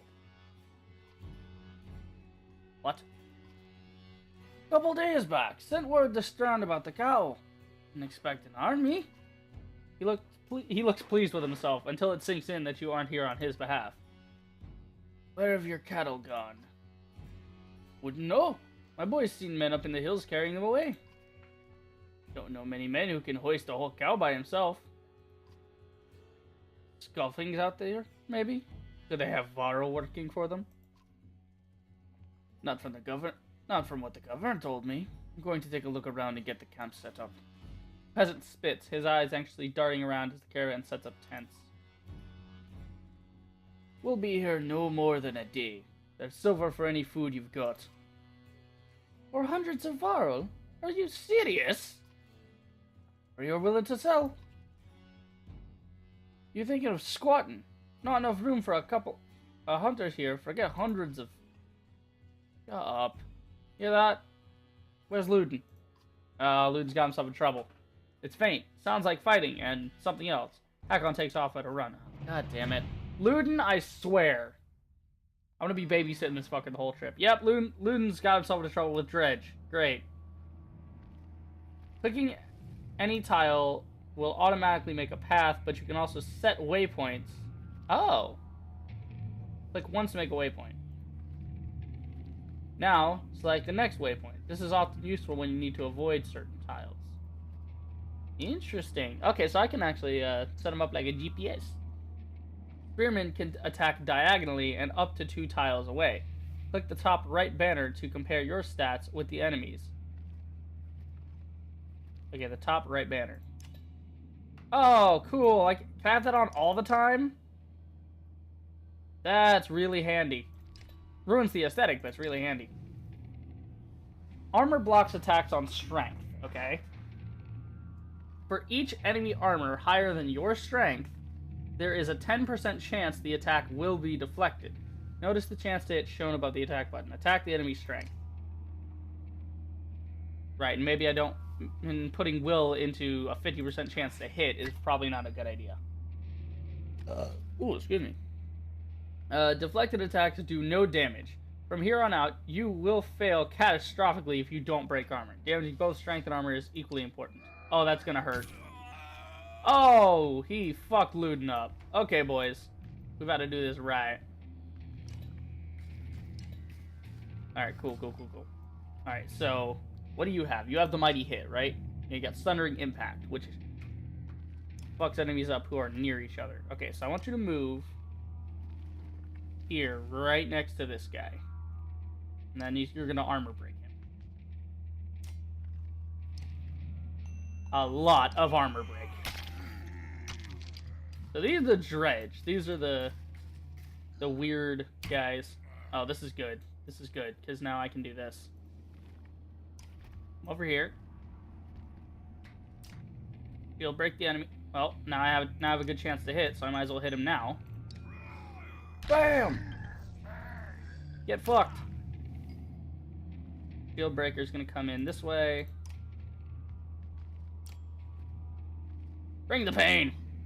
There you go. Fuck his armor up. Good. Now, go here, and I hit him with Thundering Impact. Boom, boom. Hits them both. Oh, shit. Oh, Hakon's getting fucked up. Okay, that's fine. We can do this. Spin attack. Wait, change the target. Oh, sweet. Change target on fire like that. Nice. Alright, fucking him up. Hey, the one guy got fucked. Whenever an enemy falls in battle, 1 willpower star is added to your horn. Using the horn will give 1 willpower to the active ally. Wait. So, yeah, this thing. The morale of the caravan affects the willpower of heroes during battle. Cool. What the fuck is this guy doing? What is he doing? Just... Is he just, like, shaking his shit? Like, he's just shaking. Why? Alright, so what I want to do now is go in on this guy or this guy? I don't know. This guy's on 6, this guy's on 9. These guys can handle him. I want to go after this guy and try to finish him. Don't have willpower enough for that. I do, however, have Bring the Pain, so we'll break more of his armor.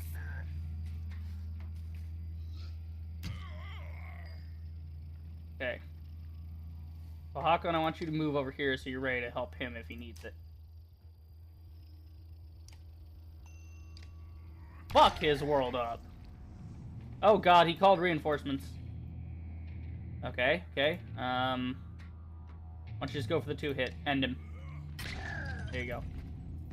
I should have moved him closer to the other guy. Alright, so I'm gonna move Shield Breaker here. Attacking would be for 2. Bringing the pain would drop him 2 as well. So there's no point in wasting the will if it's gonna do the same amount of armor breaking. Well, breaks an enemy's armor and punishes enemies for retaliating. I'm not sure how that's gonna affect, like, the retaliating bit. I don't know. Just attack him for normal. I don't want to waste any willpower. So okay, so he has 3 will. He has 3 will. That's how much will he has right now. And how much will does it take to do this one? Looks to be just 1. Yeah, it just takes 1 willpower. Okay.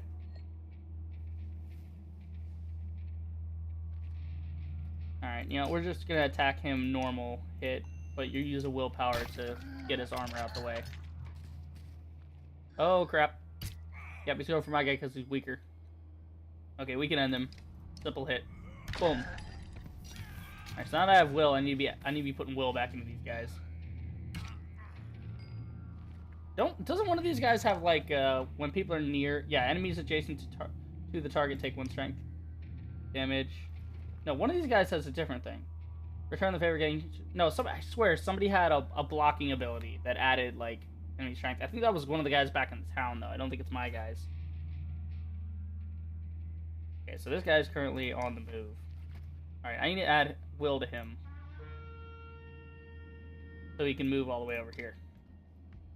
Oh, he's about to get... This dude's about to get fucked up, dude. Fuck his armor. Fuck his armor some more. And then... No, let's fuck his armor some more. Let's just keep screwing up his armor, because he can only attack one of us, so we all good here. Just keep breaking his armor. I want his armor completely out of the way, so my guys can just... Oh my god. Yes, end him. Boom! 10 hit. Critical strike. Just messed him up. Okay, that was pretty good. I like that. It was fun. Oh, Hakon's ready for a promotion. I am loving this game. It's actually quite fun. Because it takes, like, strategy, but at the same time, it also relies on, you know, if you guys are upgraded as well. But not too heavily just on one part or the other. It's a nice mixture. You're trying to get yourself killed, Luden? What are you doing? I was trying to get a shot in between the plates. I'm sorry, what? Oh, he was trying to fight Dredge. He was trying to mess with him. You never seen a Dredge before, boy. What kind of idiot? Break their armor first! Where did they come from? Where did they come from? We didn't even see them. They were just there.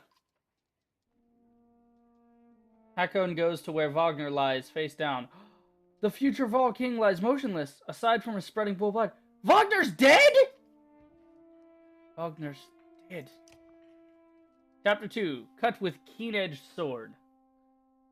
So we're in the next chapter now. Wagner fucking died. Damn. I did not see that coming. I really didn't. I was starting to like Wagner. Oh well. Let's see. What's that? Who that guy? Oh, that's the guy from the title screen, isn't it? The guy with the actual, like, big red banner. Yeah, this guy.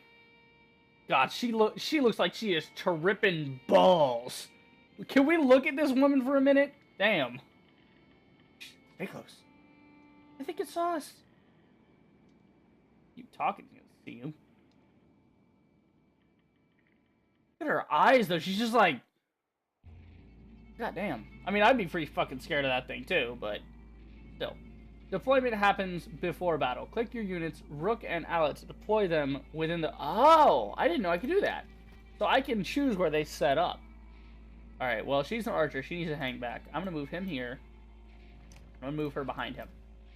Move them over this way. Okay, so what can they do? Light Step. Move freely through allies, and Mark Prey does armor break damage. All allies within range attack the marked target. Ooh. Cool. That's powerful as hell. Puncture. Bonus damage to targets who have lost armor if the archer has not moved. Okay, so if the archer hasn't moved, well, how far does her attack go? I don't know, I'm gonna move her kind of up there, though. Okay. And then her thing is Thread the Needle. Hits all units between the archer and the target, doing bonus armor break damage. Okay, I think I'm ready. So what I need to do is click a unit's portrait to see information about abilities. Right. Alright, I want to keep that on. I like that tooltip. That's awesome that they have that. So I don't have to constantly check and compare and do math. I can just look at, oh, this guy's got this much, this guy has that much. Very simple way of looking at it. Mark Prey. Does armor break damage and all allies within range attack him. So that has to be like way up on somebody's face though, so I'm gonna have to move to get it there. Well, actually, wait. Can't I do the, I don't know, the thing where I move where I need to go? Well, that's only good for avoiding tiles. I don't need to avoid tiles. I just need to get to this guy. Oh, he's gonna hit him. Oh, he didn't make it. So that's her. What is her attack range?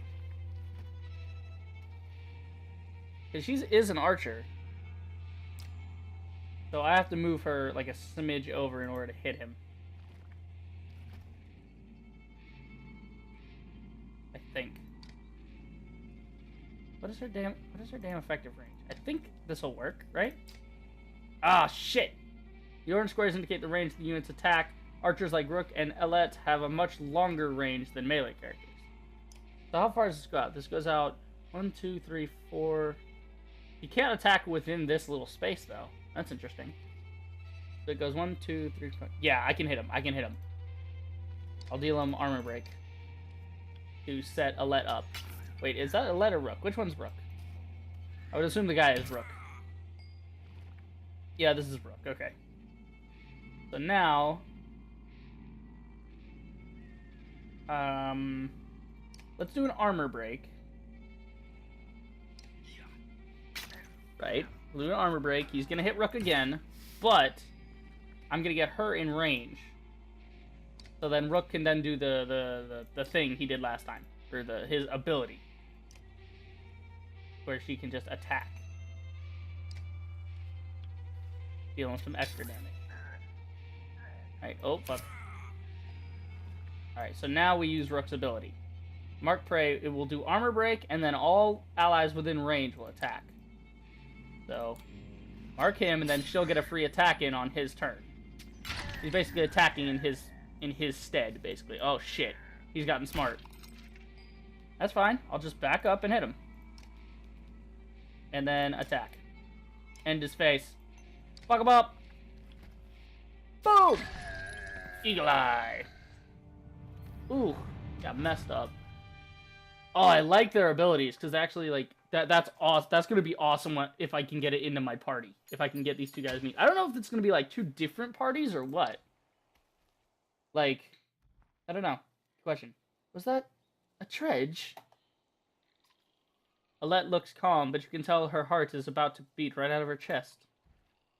Was. Let me see. Are you hurt?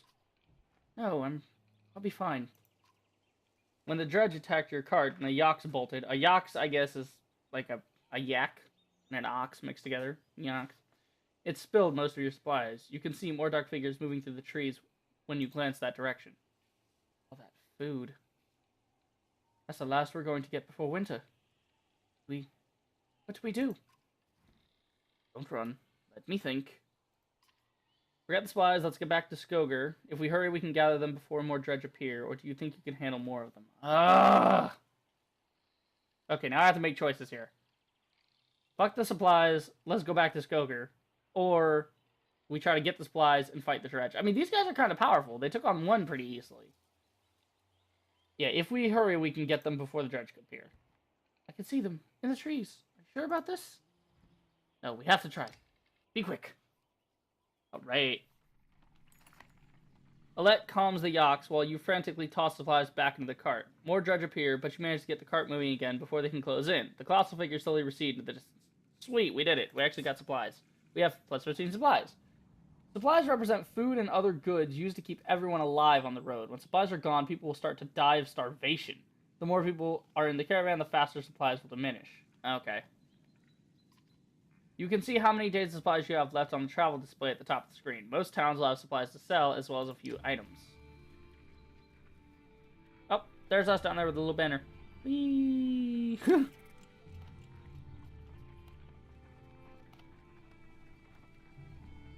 So I'm guessing each...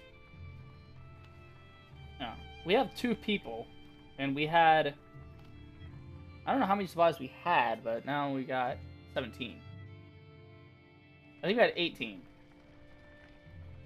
So let's see. Something's about to happen. I never expected to see the actually dredge narrated. with my own eyes. What happened in the north? Already we see more between the trees as we approach our home, and Alette grips my hand tight. We must find Ivor. It's kind of sad that they, like, the narration I get, like, you wanted a narrator, kind of like in The Witcher 3, how with those cutscenes, every single time you come back to the game, I shit you not, every time you come back to the game, it recaps what the latest story bit is, which is fantastic, by the way. But, there is, the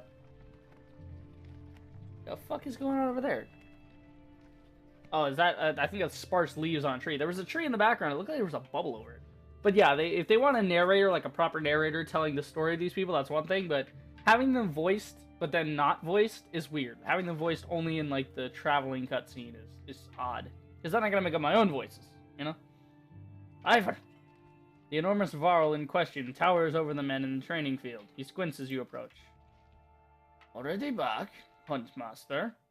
Thought you'd be tomorrow. Dredge everywhere! Dredge? How did they get through Greyhorn? Must have broken through the fort. Fighters nearby have stopped sparring. They gather around you. Damn it. They'll be here soon if they're not already.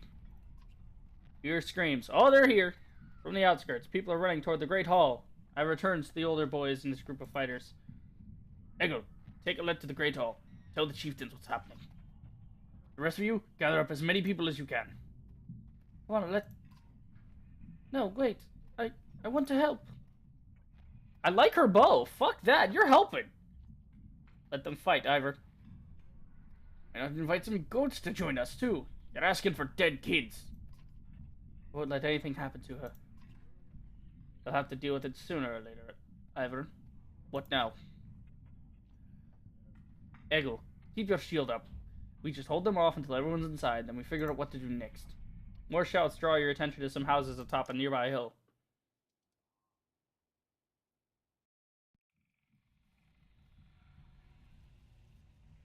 Yep. That's pretty cool. So, like, the dredge are, like, right here, like, looking at the town.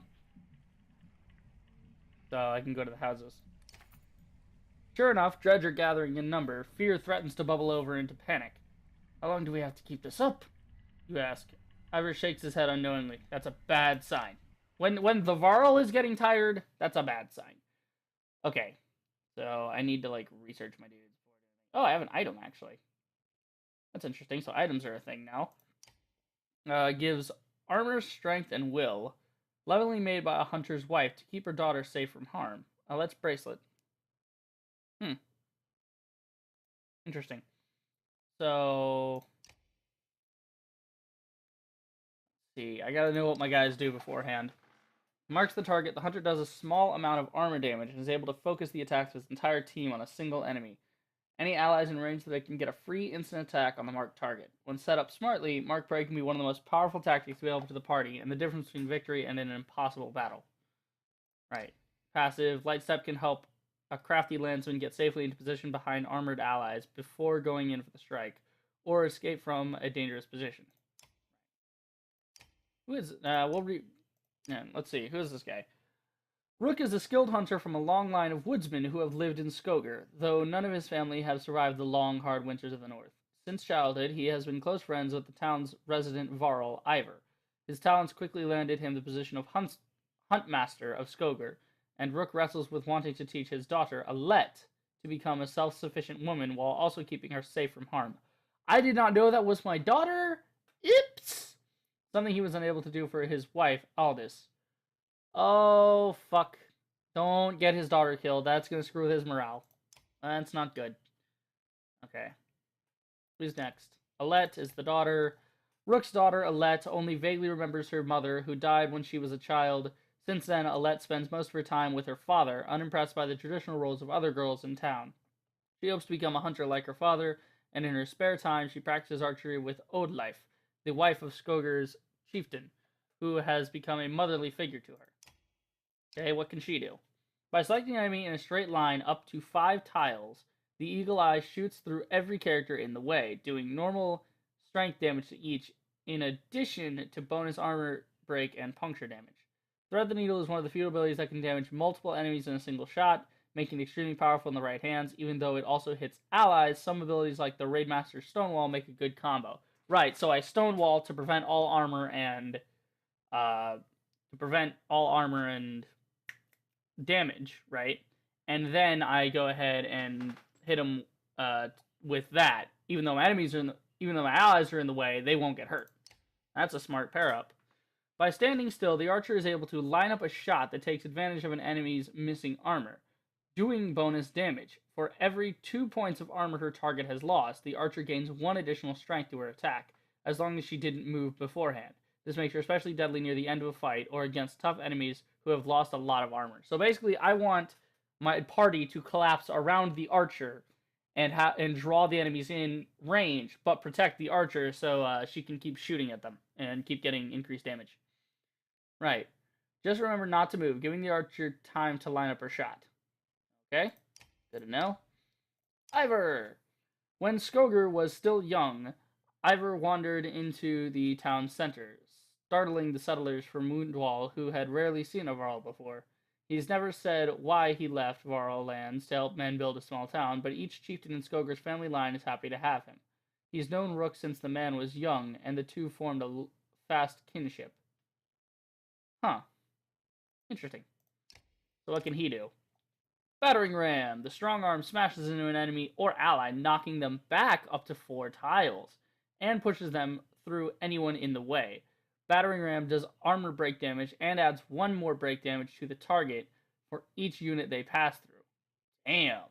The ability can be used on both friend or foe, making it versatile in melee situations. So I might hit my dude, causing him to take damage, but it also gets him out of the way.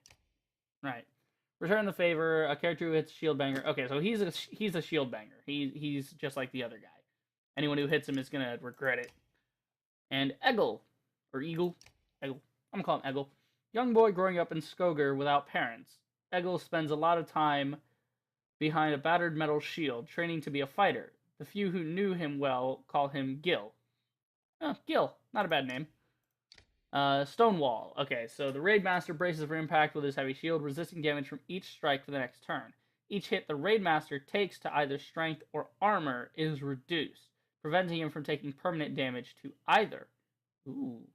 The Raidmaster can use Stonewall to rush into a group of enemies and gain a forward advantage, or step in the way of a very powerful enemy to block his movement with impunity. Right. Then shield wall, passive. By standing next to an ally, the raider creates a shield wall, raising the armor of both himself and his ally by 1. This bonus remains until the raider is no longer adjacent to the ally. When multiple raiders stand next to each other, this effect is magnified as they grant each other their own bonus. 4 raiders standing in a square formation will each gain an additional 4 armor. Holy crap, that would be OP to have that.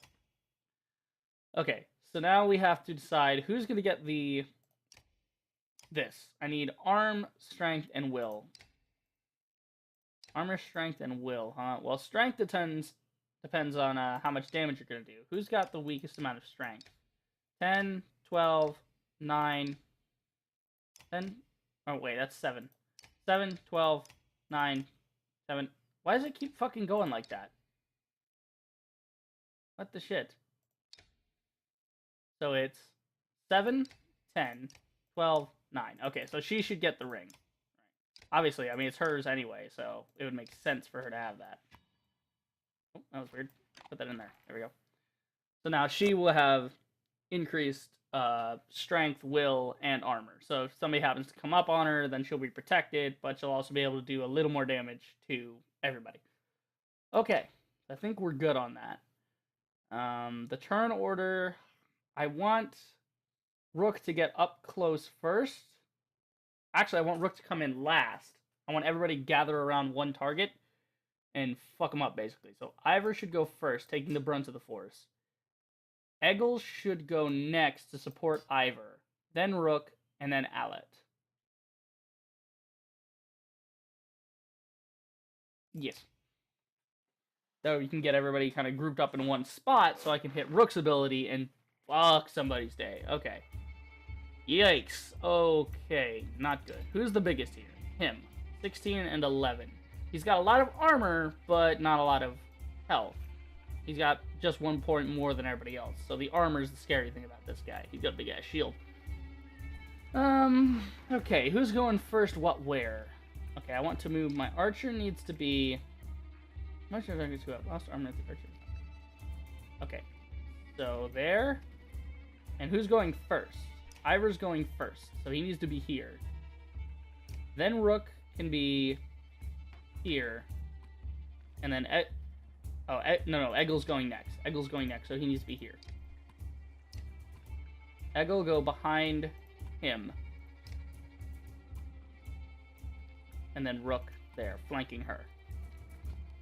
Right, so it's going to be Ivor, then Gil, then Rook, then Alet. And so Alet should be able to hit both these guys. Right, so I should basically be able to one-shot somebody, theoretically. Okay. Move closer. Should I hit him with battering ram? Question. Getting hit triggers a counterattack. How far can she shoot? That's 1, 2, 3, 4. That's 1, 2, 3, 4, 5. That's right in range. If I move him, that's a bad thing. That will not be good.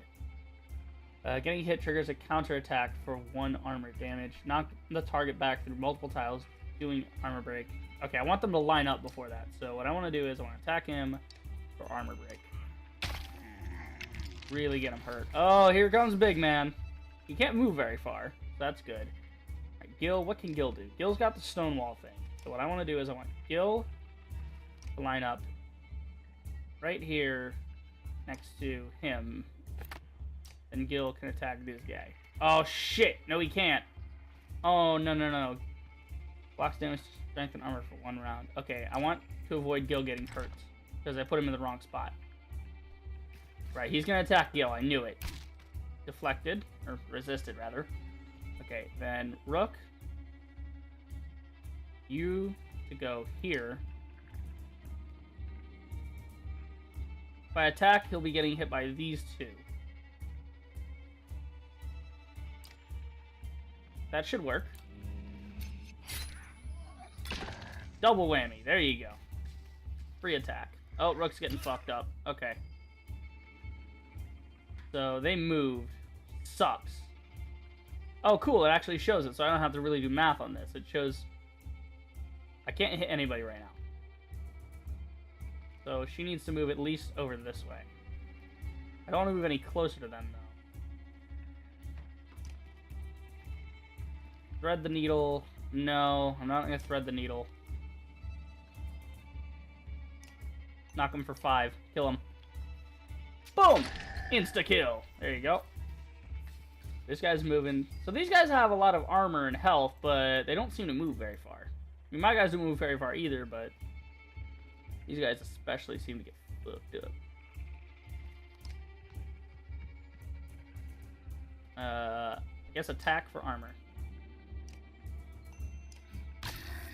Go. All right, big man's moving. Watch out. Oh, shit. What the hell was that? Wait, what did he just do? Kindle. A shield slam causes knockback to all adjacent units, doing armor break. Splinter. 3+ armor damage to dredge causes 1 armor damage to all adjacent dredge. What? I don't understand that. So if I do 3 or more armor damage to him, anybody around him is going to get hurt. Okay, so who's going first? It's Gil. Gil's going. Okay. So what we want to do is move back to allow her to get all the guys grouped up. Just end the turn. Right, see, that's what I wanted. I wanted him to move closer so my archers could get him. Right, Rook's kind of getting fucked up. But that's okay. I'm going to move Rook here so he can get a free hit. Mark Prey so my big dude can get a free hit in because he's a heavy hitter. Oh, crap. He didn't do much at all because the armor wasn't broken enough. Right. So does she hit? How does she hit? She hits in like a... Yeah, she hits in like an omnidirectional. So she hits everywhere. That's pretty good. Okay. Do we thread the needle or attack this guy? Who's going next? Next it'll be the... Next it'll be this guy. Then it'll... Yeah, next it'll be the big guy. Then this guy. Then Ivor. Then this guy. Gil. Then that guy. So it's big guy next. The big dude's going next. Okay. So yeah, but I really need her to sit still so she can keep getting the increased damage. Look at this. I'm doing half shot. Boom. Pretty good. Oh, Rook's getting messed up. I really need to move Rook back. Like, now.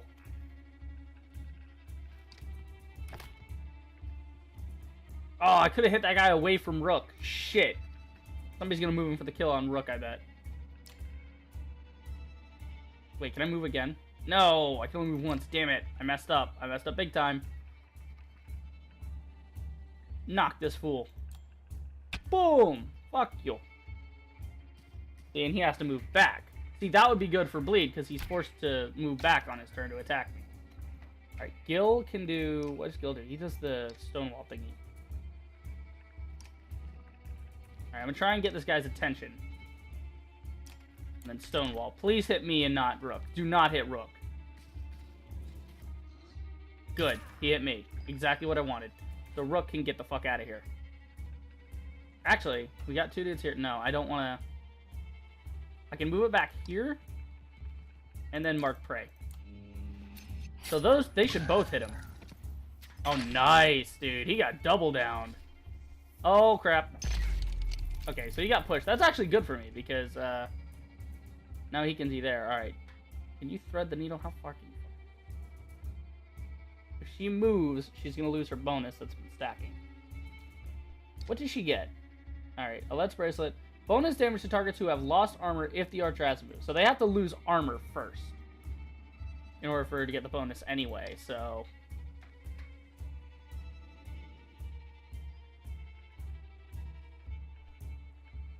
Alright, I'm going to move her up here so she can be a little more helpful. So she can at least attack this guy and fuck up his armor. Rook has no more, Oh god, Rook's dead. Rook's dead right now. Yep, there goes Rook. God damn it. Okay, I've lost Rook.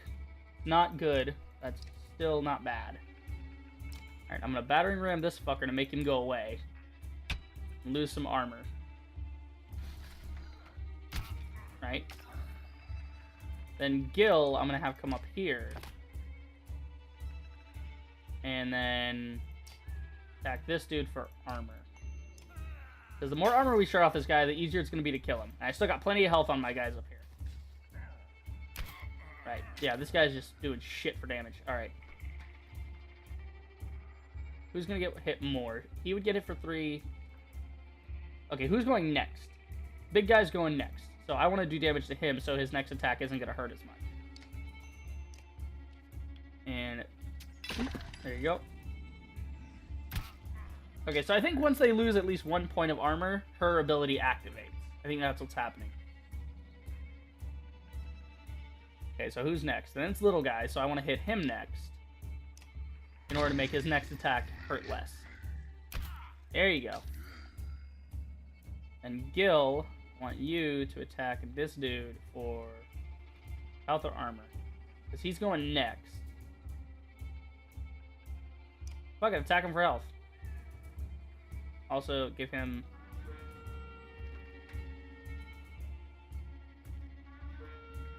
Alright, give him 2.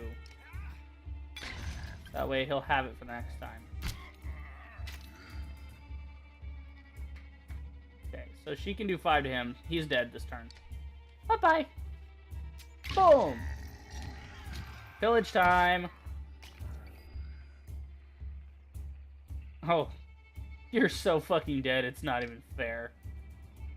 Bye-bye. Oh my god, -4. Overkilled him by 4. Holy crap. Yes, we're victorious. I love this game. I love this turn-based, like... Oh my god. I always had kind of a soft spot for turn-based combat. Felt kind of like chess in my mind, and I like chess. But this is just really good because it takes a lot of strategy. Because if you notice at the end there, I wasn't thinking, oh, who do I need to kill first? I was thinking, who do I need to hurt enough to where their next attack... Like, I was actually paying attention to the turn order, which was really good. Difficulty. Combat can be unforgiving. Don't hesitate to change the difficulty of battle if it leaves you frustrated or you find yourself needing a tougher challenge. Use the options menu to change difficulty. Don't worry, you can change difficulty at any time and it has no effect on story or choices made. Cool.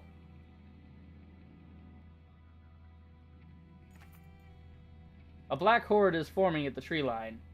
Enough of this, says Ivor, glancing over his shoulder. We're going back. Then adds, Rook, I'm doing one more check of the houses around here.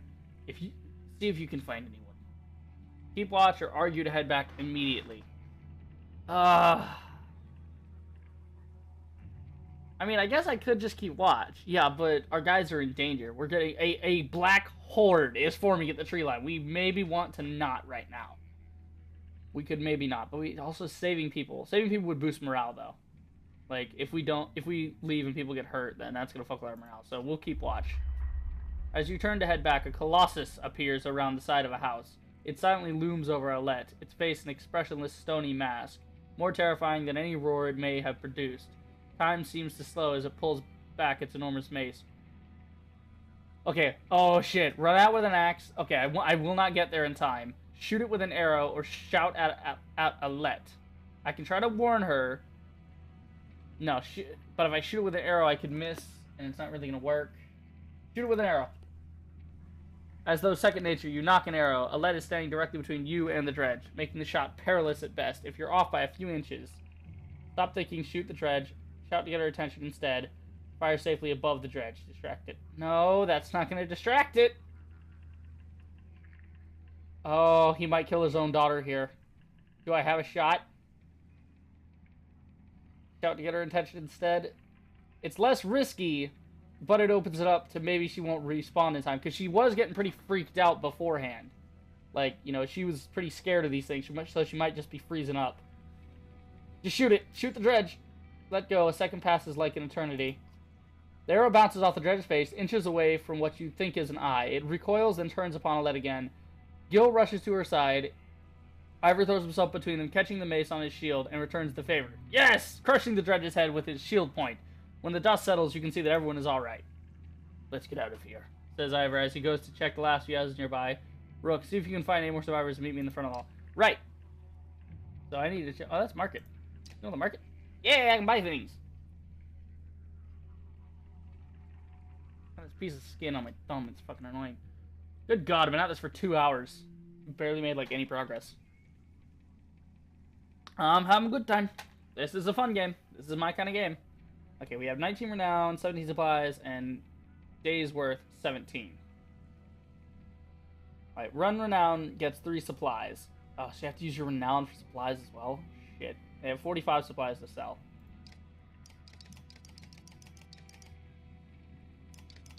I mean, we don't really need supplies too much right now.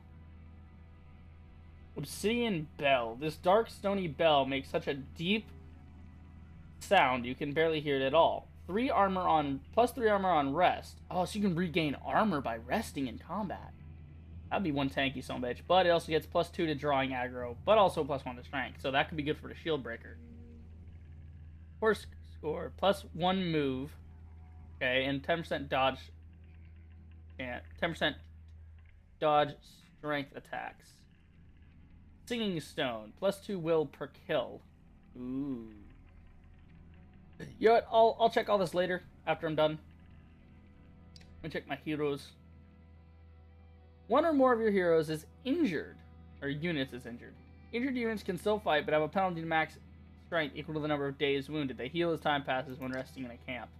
Your items are shown at the bottom of the roster. Drag items onto your units to equip them. Items can only be equipped by characters of equal rank. Promote your units to equip higher rank items. Click on an item for more information. Ah, I see. So that's a 1. Okay.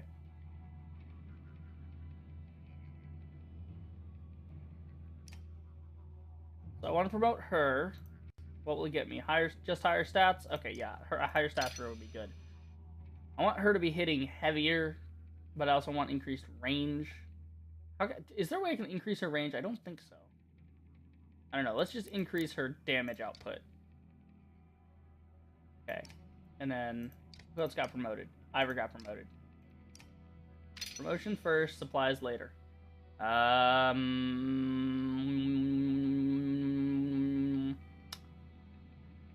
The will is fine. Damage in the armor I'm looking at for him. I want to be able to do things. What's this? Is the amount of willpower you use on a given action and is spent to move further, hit harder, and perform your ability that does not replenish. Let's increase this so we can move him into position easier.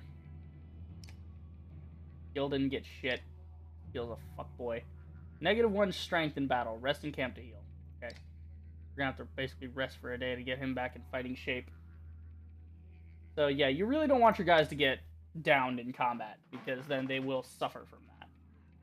Find anyone? You sent them inside. Gods, this is bad. I'm out of practice, Rook. Look, as long as I've known you, you've always wormed your way out of talking about trade. This would be the time to start talking.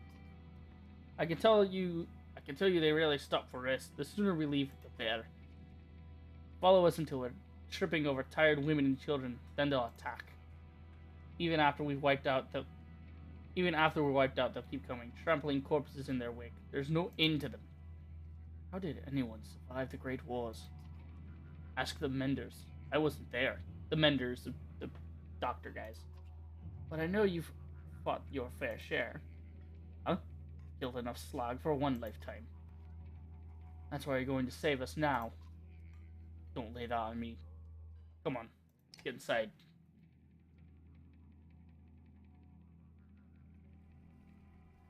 Okay, what's happening in the Great Hall? Actually, I want to check the market for supplies and shit.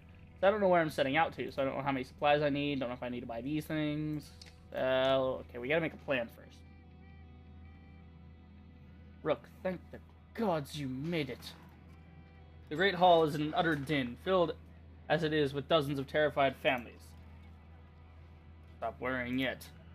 I haven't. What in the depths is going on? Dredge milling around? Ransacking houses? The chieftain's wife finds you, pushing through the crowd. They must know we're here. Why haven't they attacked? Oh no, I wouldn't expect it to last. I've made some decisions, but tell me straight. What would you both do in my place? I'd have left by now. They're already outside the doors. Not so easily done. Rook? I trust Ivor on this. Fucking leave, yeah. It's not a decision I care to make. I think we can hold out. We cannot hold out. It's the dredge. Run! The chieftain sighs a deep and heavy breath, slumping. He looks years older. I imagine just fighting back and saving the town. But nonsense. Ivor's right, of course. Can't just slaughter us. Where do we go? If dredge are coming down from the north. Frostville to the west. Close, and it has walls. I intend to be free of Skogar in one push, nobody left behind. I wouldn't. They follow us, we're done. What do you suggest? Let me create a distraction, then go. I'll catch up on the road to Frostville. Sounds like suicide, Ivor. Let's do as the chieftain says. Ivor's right, I'll help with the distraction. What if we set the town on fire as we left? Do we abandon the storehouse? Set the town on fire! That is one thing I will not do. We will return here one day, whether I live to see it or not. Then let's do as you said and go immediately. Allow Ivor and I to create distraction. Are you abandoning the storehouse? If we have to, we'd be leaving behind everything but the supplies you brought, Rook. On the other hand, Frostveller's at least a week away. I'm not sure we've got that much food. It'll be cutting it close. If we're saddled with heavy carts, it'll be almost impossible to outpace the dredge. And if we run out of food before we get to Frostfeller, it won't matter how many escape. I still say let me handle the dredge. Okay. Can't afford to leave the food behind. Ivor usually knows who you talk about. I'll join him. We really can't afford to leave the food behind, though. Going to get us killed, Rook. Die fighting Dredge or starve on the road. Rather fight. I agree with Rook. But I'm coming with you. That catches you by surprise. The chieftain rubs his chin, but doesn't argue. From the training she's given, Alette, you've no doubt she can handle a bow. Fine. I'll go to the townspeople. I'll get the townspeople ready. Take some of the fires and gather as much food as you can. Tell us when you're ready. Okay. So, where are we? You step into the courtyard, where you can already see Dredge in every direction. The storehouse isn't far. You slip inside and start loading carts while Ivor and the half-dozen men who came along do the same. When you've gathered as much as you dare, Ivor takes up position outside the Great Hall. Dredge have already taken notice, watching closely. Come on, he mutters, and people begin filling out of the hall. Oh god, people are dying. I can hear that. Almost immediately, things begin to go wrong. Some go after the yaks tied to supplies, while others lunge the cart with chickens. Terrified men pull axes. The Dredge respond in kind. Not far away, you spot Ivor raising his shield, cursing. You prepare for a fight. Shit, we should not have taken the food. Okay, can I take somebody out? Like, can I take him out of my party, or what? Oh, I can take him directly out of the party. Okay. He might be weaker, but he still, could help. Okay, what does her mother do? Not her mother, but the chieftain's wife. The Sky Striker secretly selects an unoccupied tile on the board and fires up to 3 arrows in the air. If an enemy passes through the selected tile, they are hit by the falling arrow, doing normal strength damage and stopping them in their tracks, ending their turn. Rain of arrows can be used offensively, defensively to protect allies, and in general is most effective when forcing an opponent to second-guess his actions. Smart use of the ability can potentially lock down an entire team. By standing still, the archer is able to line up a shot that takes advantage. Okay, so this is the same thing that the other chick has. For every 2 points of armor her target has lost, the archer gains 1 additional strength to her attack as long as she didn't move beforehand. This makes her especially deadly near the end of a fight or against tough opponents who have lost a lot of armor. Just remember not to move, giving the archer time to line up the shot. Okay, so that's the same thing. The secret tile thing, huh? Oddleaf. The chieftain of Skoger was considered one of the luckier men in town when he wooed the beautiful daughter of a well-known fighter. These days, most people consider him a lucky man for marrying someone who knows how to run a town. Oh, ouch. Alright. We got that. Could give this to the mom. Not the mom, the fucking chieftain's wife. Damn, I keep calling her the mom, I don't know why.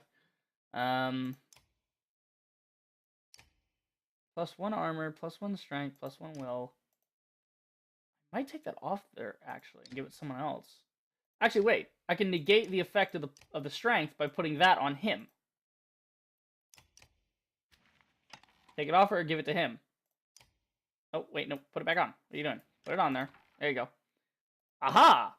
I win, bitch! -1 strength in battle, but I have something that gives him +1 strength in battle, so he's not getting any negative effects. Sweet!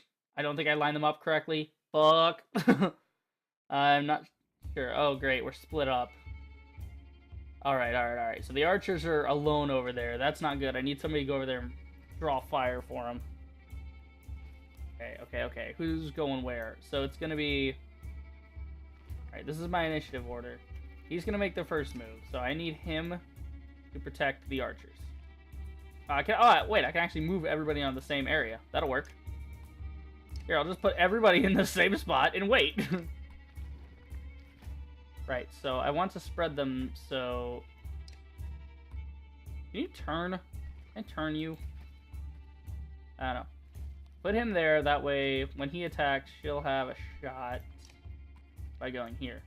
How many tiles out? 1, 2, 3. 1, 2, 3, 4, 5. God, it's barely, but he'll be within range. Okay.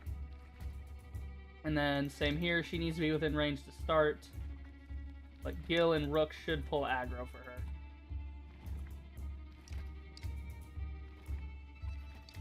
Swap those, put her there, and we'll put the daughter over here. Okay. So... guess we're ready. I'm gonna kind of try and concentrate all of the enemies on this area. Actually, wait, what area can you attack? Can she attack him? Don't know. He's not gonna make a move for a while. Fuck it, just move him here, have him go for an armor attack. No, no, no, not battering ram, not battering ram. Armor attack. You!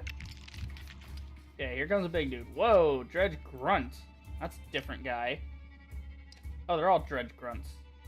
Well, this one looks different, though. Yeah, it's a different style. So if they lose 3+ armor, it will cause any Dredge nearby to lose that much as well. Okay. Gil, you're gonna go and basically draw fires. So 1, 2, 3, 4. Yeah, he's well within range. So basically, just keep him there is what you're doing. Keep him there. Oh wait. Alright. Oh god, he's going right for the archer. Oh, of course he would.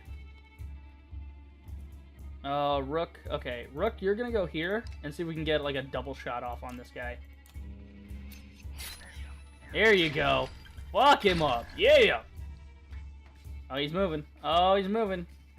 He's gonna go for the archer. I can't really move her though. Alright, so rain of arrows. Target a tile and stun an enemy who steps in it with a rain of arrows. Rank 1 traps 1 tile, 1 times strength damage if entered. Okay, so he has to get close to me to hit, and it can't hit diagonally, so I will mark this one, because it looks like he's coming in from that side. Oh god. Okay, here comes the shield breaker. Alright, so now I'm going to do her ability, which is thread the needle, which will hurt both of them. There you go. Oh, she's still going to get hurt, though. I really got to move her. Do I? I think if I move him and then knock him away. Okay, wait, who's moving next? This is the next guy to move. So what I want to do is I want to move him here. Actually, I could one-shot this guy to make sure he's not a threat anymore. Yeah, we'll do that. Get him out of here. The sooner they're killed, the better. Yep, there you go. Use you as a shield to protect the archer. And then I'm going to have this guy come in way over here, box this guy in, and then when Rook comes up next time, he will mess some shit up. Oh, nope. Attack for armor. Boom. Oh god, not the archer, not the archer. Okay, she's okay. She's okay.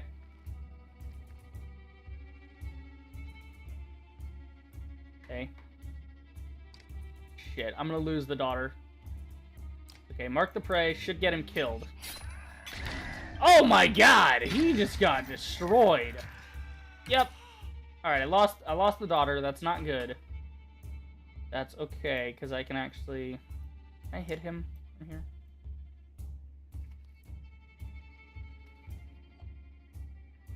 I don't want her to move, but you can mark a tile. So I want you to mark this tile. I'm gonna try and make him move into that. Oh wait, why bother? Wait, actually, hold on. I need to... What am I doing? I don't know. Okay, hit him with battering ram. Get the fuck out of here. Boom. Okay, and then you're gonna go here. Hopefully he'll attack you. Get hit by the arrow. Okay, we are lining up. We are gonna mess this dude up so badly. Go ahead, go for it, boy. You're gonna get wrecked, nerd. You're dead, dude. Can I use her ability on him? No, I can't mark the tile he's on. That would be cheating. Okay, but I can do this. Just mess his armor up so my boys can just destroy him. Bye-bye. Wait, I don't even need to do that. Just hit him for 10. Boom! Promoted. Let's go. The daughter got wounded, though, so she might need to recover. Rook got promoted. Ivor got promoted. Oh, nobody else got promoted. Oh, damn it. Alette got hurt. Yeah, I knew that was going to happen. So if they fall in battle, they don't just die, but they So I don't have to worry about losing people to, like, death. But, you know, I gotta watch because they get injured. That's not good. Alright, in the chaos that follows, you notice out of the corner of your eye some of the town guards struggling desperately with Dredge, and what might be the chieftain amongst them. To your left, Ivor is laying into a large colossus. Behind him, an elderly man scrambles to his feet. Past that, it's clear that most of the townspeople are scattering. If nobody steps in, they could be picked off one by one. Help the fighters, try to keep everyone together, or get Ivor to help retake the supply carts. Nearby, a Yox bleats pitifully as Dredge wrestle with the wagon tied to it. Another full cart has been toppled beside it, abandoned. You could end up losing more food and supplies than you started with. Okay, so I have to choose to help the fighters to try and save the chief. Try to keep everyone together to try and lose as few people as possible, or get the food. Get the supplies, that's the whole point of us doing this. It would be stupid now to abandon the idea. Without food, it doesn't matter how many people escape. Ivor, you shout, burying your axe into the nearest dredge with a grunt. He joins you in fending off the dredge around the supplies. So, let me paint the picture for you. Ivor! Ow! Hit my hand. I was trying to do the fucking thing, but ow. That was stupid. There's a desk here. I'm a fool. I'm a fucking fool. Alright. Shit. Yeah. No. That's okay. I can buff him and put his strength up one. So, basically negating that. Yep. Move. Let me move this. Thank you. Okay, so he got promoted. What's this? Why is there a plus here? I gained. I guess. Plus him. We will increase his damage. And move.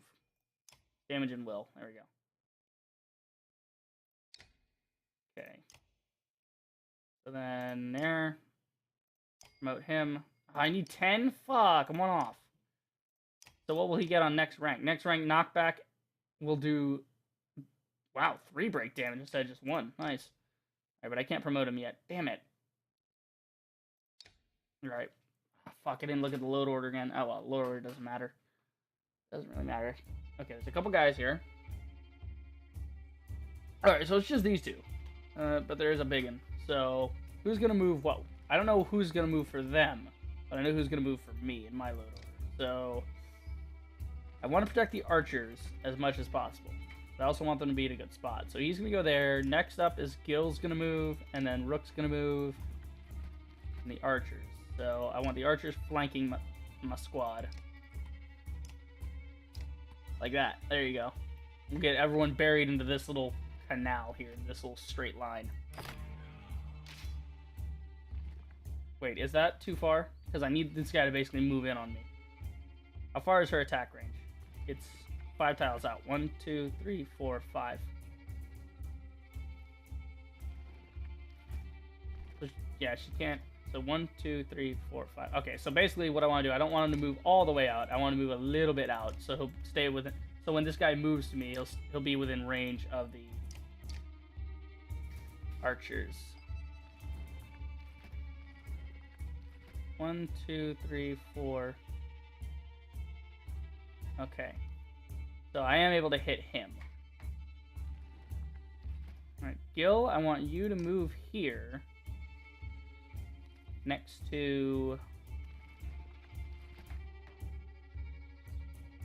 him. And then hunker down. Stonewall that shit. Alright, here we go. It's gonna be 1 point. Okay, 2 point. That's okay, he lost armor doing that. Oh, I should have moved him further. I could have had like an insta-hit. Damn it. Alright. That's okay. They should be in line for the archers, so this should do some massive amount of damage. Alright, mark prey. If this works, like I think it will. Yep, there go the archers. Boom! Nice, boys. Oh, Gil's getting fucked up. That's okay. He had his resist on, so he's fine. Okay. I want you to mark over here, so in case this guy tries to get on the other archer. Oh, Rook. Okay, Rook took a hit. That's fine. He has thread the needle, but I don't want to do that. I just want a normal attack. Let's go for the big guy. Let's get rid of his armor. There you go. Yep, I knew it. I knew he was going to go for the archer. I knew it. Fool. Alright, I really need... Alright, you know what? I'm going to knock this guy away. Throw his ass away. So he's away from the archer. Oh, Rook is getting fucked up. Okay. I can have this guy come in here. Hunker down. And then this guy's going to move back, right? He's going to go back towards the archer. Yep. Knew it. Alright, and then Rook, I want you to... You might want to move, dude. You might want to move. Where can I move you to? No, you know what? Just hit him with prey. Fuck it. Hit him with mark prey. Get him. Oh my god! Jesus Christ! That was so much damage! What did that look like on the stream? What was my face like? I just all of a sudden was like, damn! Holy shit. I knew he was going to go for the archer. Okay. So you, Chicky, need to attack him. Armor. Bam! And I kind of want her to move away, but it's so close to the end of the fight anyway, so it doesn't really matter. Attack him. Oh shit. He's within range, so I can't do anything unless I move. Damn it. That's annoying. That's okay. We got damage bonus off that anyway. Whoop. Bam! Fuck his shit up. And we're in pillage mode, so we're gonna just destroy this dude's face. Alright, goodbye. Wreck nerd. Okay. I like the pillage mode. That's pretty good. So it's like, when there's just one guy left, you can just wail on him. So there's no way the game can... Unless it's a really, really close fight, there's no way the game can kind of cheap shot you and take out one of your guys with him, you know? Just because. Fighters notice your victory and scramble to help throw supplies back on the wagons. You gather what you can and get the yaks moving. Soon you put distance between you and the dread. Survivors gather as you flee, fewer than you hoped. Fuck.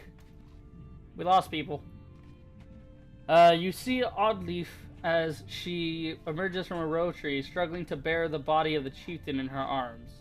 Her face is blank. Helping her to the caravan, you cover the body with a cloth. The chieftain's death hits you like a punch to the gut. Only at Ivor's insistence does the caravan get moving again to Frostfeller. Alette's hand clasped tightly around your own, and you walk together in silence. Well, we got renown, but the chief died. I knew that was going to happen. The chief died, and we lost people. But we have supplies.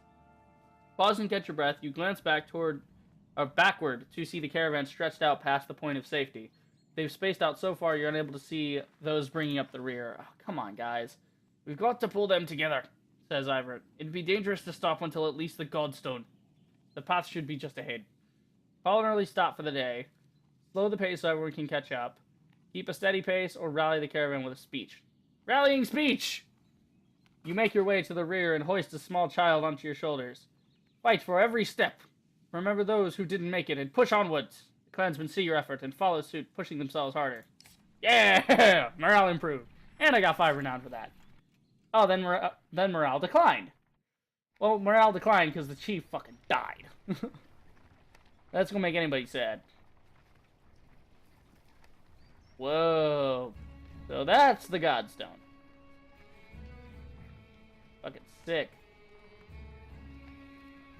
I like the scale of everything in this game. Just like shit is massive compared to you. Far enough today, I think. After a day of misery, men and women dropped their meager possessions beneath the Godstone of Hidvaldir. What are we doing? We just left our homes because suddenly there were dredge. Probably shouldn't be looking to me for advice. Look at these people. Somebody has to hold them together. You, Rook. How am I supposed to do that? What do we do if we run into more dredge? But you're the dredge killer. Well, what do we do?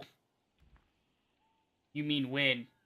I'll be honest with you. These men can't take on dredge by themselves. I expect we'll lose 2 for every slag we take down. So we run. Only if you want to lose women and children. We're going to have to fight, and there are going to be deaths. Death. Why is this happening? Think of how I feel. I'm stuck nursing a bunch of weaklings. You do care. You do care. I can tell. Men are a plague on the world, worse than an each edge, as far as I can tell. Cats like this are why we get along so well, Ivor. Yeah. I mean, to be fair, men are weak and impotent little things. Just saying. You sleep poorly. The sun forever stuck to an eternally bright sky. Before the others rise, you find yourself staring over long, low hills covered in pine. I wonder if the devs thought of the sky thing. Like, should we have a day-night cycle? They're like, what if we just had a day cycle? You know? Just make it part of the game. Make it canon. The sun is just stuck. The Godstone looms overhead, the massive eyes of Gjordvaldir looking the same direction as you. Inspect the stone and get ready to move. Inspect the stone. The weathered stone doesn't see many visitors. Not much reason to travel so far east. When hunters come through, they sometimes stop to give offerings. Out of habit more than anything else now that the gods are dead. Gjordvaldir was the god of hunters and of wild beasts, occasionally seen roaming the land as both man and wolf. He was always depicted in effigy with his terrible spear. You wonder what he'd think about his woods being full of dredge now. So wait, the gods were legit? They weren't just like, oh, we believe in the gods, but it's just mystical forces. Like, the gods were legit beings. I guess. I don't know. Interesting. A young girl from the caravan approaches you. I made this for you, she says, handing you a crude necklace carved from a branch she must have found nearby. Thank you for saving my mama, she says before running back to her tent. Aw. Back at your tent, you rouse Alette, who clings to your arm until she's completely awake. Bad dreams. Eventually the camp is broken down, it's time to move on to Frostvalor. It feels like an end more than a start. Gain an item. Yarkin rune. It's the God's Dune. Okay. Can I see the map? Like, where are we headed? God damn it, I want to look at the map! Alright, let's see the map. I want to see where we are. Said we're going to Frostvalor, right? I want to see where that is, like how far we need to... Oh, okay, it's just right down the road. Now, how do I know how many days it will take to go anyplace? I don't know. Frostvalor, once sitting upon the bank of a wide lake, when the Nordfelling turned to a waste, the city of Frostvalor became a tattered bastion, blasted by the freezing winds that rolled through the valley. Those who live here still are not known for their hospitality. Or rather, those who live here still are not known for their hospitality. Right. Yeah, so how do I know how far something is unless I guess I have to travel there first to understand the distance. So we've lost 2 supplies in 1 day of travel, it looks like. I think, I'm not sure. The caravan halts when a group of men appear on the trail, weapons at their feet. You've seen the dredge in your wake, says one. We don't wish to meet them alone. If you'll let us join you, we'll show you a watering hole with enough animals to fill those supply wagons. An inherent fear of strangers raises mutters from the caravan. We have 213 clansmen, 41 fighters, and no Varl in our stead. Allow the men to join you. What are you doing out here alone? Refuse the men and make sure they don't follow. What are you doing here? We were hunting here for food when the dredge found our village, says the man. When we returned, looks away, unable to finish. Well, we're gonna need allies on the road. If you'll be no trouble, come along, you say. The men cautiously join your ranks and prove trustworthy. The hidden watering hole nearby is teeming with animals, and soon your supplies are nicely restocked. Yes! So how many does it take in 1 day? We're at 13. 1 day of travel takes 1 supply for our current amount of people. During a rest, one of the men gets too drunk and ends up splashing mead in the warrior's face. Oh, crap.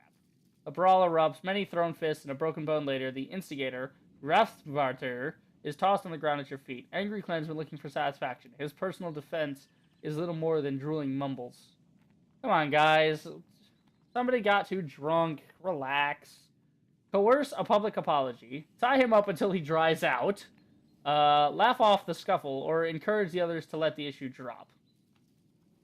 I could laugh it off. He got drunk. We had a fight. Big deal. I mean, we're Nordic. We're men. We fight. Grow a pair, man. You look around at all the bruised and bloody faces Then lift your own horde of mead. Skull! You shout with a smile. Skull! The young warriors shout back. The merriment spreads, and soon everyone is laughing and drinking.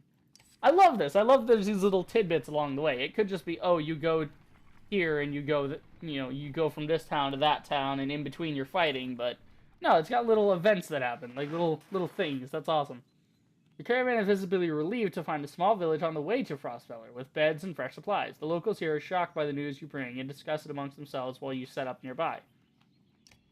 Okay, so can we shop here? Because I want to... A, I want to upgrade my guys. B, I want to get items. I feel like upgrading guys is more important than getting items, though, so I'm going to do that first. Well, hang on. Let me see what items are for sale. Yeah, so it seems I lost my chance back there to buy stuff, because the village is gone now. Well, technically the village is with me. I don't know. So, oh, okay, so this is cool. It tells us we have 49 supplies, so I don't really even have to do the math. It tells me how many days I can go. I just have to know how many days it takes to get where I need to go.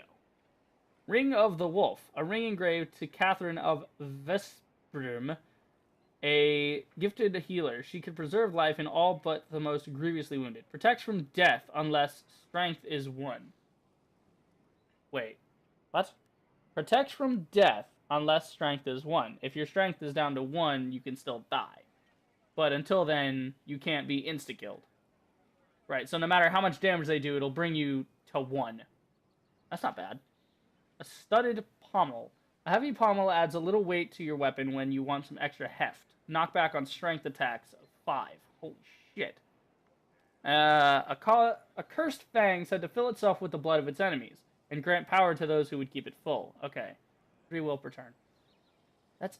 Oh my god. Okay, so I also have to take into account the levels, so there's no point in buying an item that right now my guys can't wield anyway. Unless maybe I buy it and then they get stronger later. So that's... For both of these things, I would want both of those things. This would be really great for the archers to keep them alive. Or just let Shieldbreaker tank. What time is it? Oh my god, it's almost 3 o'clock. Jesus. I have to cut this stream and start a new one. Actually, I think I'm going to stream Beholder instead. And I might stream this later tonight because I'm having too much damn fun with this. This is a great game. I will check my heroes first. Check the heroes. So we know that we need 12 renown for the other thing. But that's if we can get somebody that can wield them. So he can automatically... Oh, we actually have one that people can use. 15% dodge strength attacks. Okay, cool. Let's go to him. Let's promote him. Promote. Continue. Boom. So now his knockback will be better. I think I'll go buy those 2 things now. Oh, wait. He can promote again? What? Why is it saying he can promote again? Oh, I have points. That's what it means. Okay, I was like, what the fuck? Let's max that out, and we'll give him, what's that? Is the amount of direct damage you can naturally do to enemy armor. Increase the amount of shield breaking you can do. That's what I need on him. Need him to be busting shields and busting faces. Okay. We'll put the rune on him. He must be rank 2. Shit. Alright, who's rank 2? Hunter's rank 2. We'll put it on him.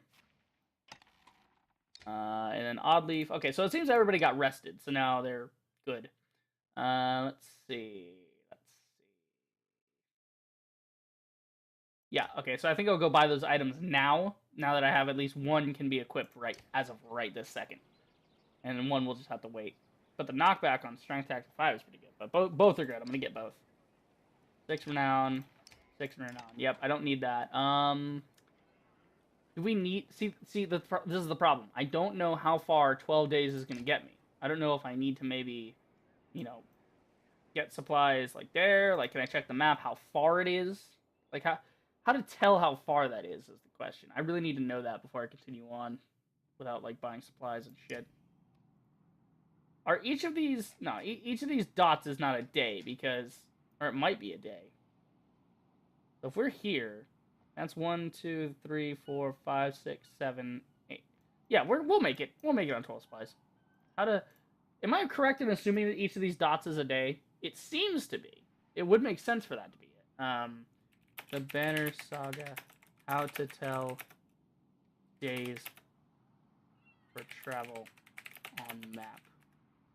You figure this out. How do you tell that? Guide for how many days traveling between locations. Is there a guide indicating approximate days travel? Somebody had made a, a map or chart for Saga 1. Haven't seen one for 2. I was also wondering. So there's apparently maps out there that people have. Kind of cheating, though. I wish there were, like, if there's a way to know, kind of like, where I can read the map myself and figure it out without having to do, basically cheating. A short atlas of the world of Banner Saga. User interface, camp. How many days to travel between places in the Banner Saga? Let's see if that gets any better results. I don't know. Here's the caravan. So this is just telling me what my interface is. Okay. Current number of renown points, options, current number of people, number of days since the game has started, button used to set up a camp, number of supplies. The value shows the number of days until they're all gone. Oh, okay. So it's not showing my amount of supplies. It's showing, when I'm traveling on the road, it's not showing the amount of supplies I have. It's showing the amount of days I have. Right, because it said 13 before, now we're on like 12. Right. Picture above shows example of a caravan screen. No. Travel distances between cities. Has anyone seen any lists or data about the travel times? Check the fourth post, the sagas of the green, gold, and red banners. Wait. There's 3 different banners? Wait, so I do have like 3 different things. That's pretty cool. Okay, so what is this? The green banner is under Ubin's point of view in Chapter 1. The gold banner is under Hawken's point of view in Chapter 3. Dashed and dotted lines mark travels that are not explicitly lived through, but happen during the course of the particular chapter or shortly afterwards. Okay, so there's a map here, apparently. Also, I've marked with black colored outline circles the important locations to visit. How the fuck do you tell where you're going? I don't know. Fuck it. We'll just go it. We'll play it by the skin of our teeth, whatever. We'll just do things. I don't care. Fuck out the map. I don't care anymore. I don't care. I do not care. Alright, market's good. Heroes. I want to equip somebody with this thing.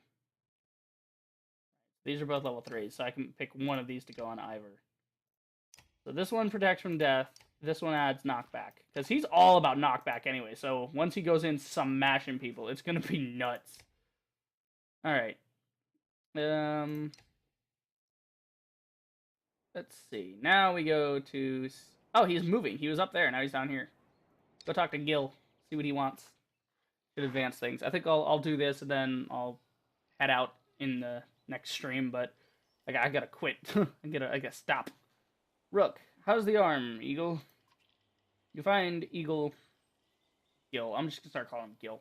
Find Gil just outside the camp, practicing his sword swings. I saw you taking some hard hits out there. Oh, yeah. I'm great. Not great, considering everything that's... I'm fine. My arm's fine. It's a strong shield. It's Rook, right? I know we haven't talked much before now, but if you want, just call me Gil. Okay, Gil. I wanted to let you know that I meant what I said before, about making sure nothing happens to let... Ooh, I've never seen a shield like that before. Just, you think about what to say. I've never seen a shield like that before. Change the subject completely. Now I'll talk about my daughter. Ivor seems to think you're pretty good. You're protective of Alette, huh? I'm heading back to camp. Stay strong. Just bye. Never seen a shield like that. Yeah, I doubt there's many. My father made this. Solid metal, real heavy. But I've been practicing with it since I was a kid. I spent a lot of time just getting used to lifting it. He raises it up to show you.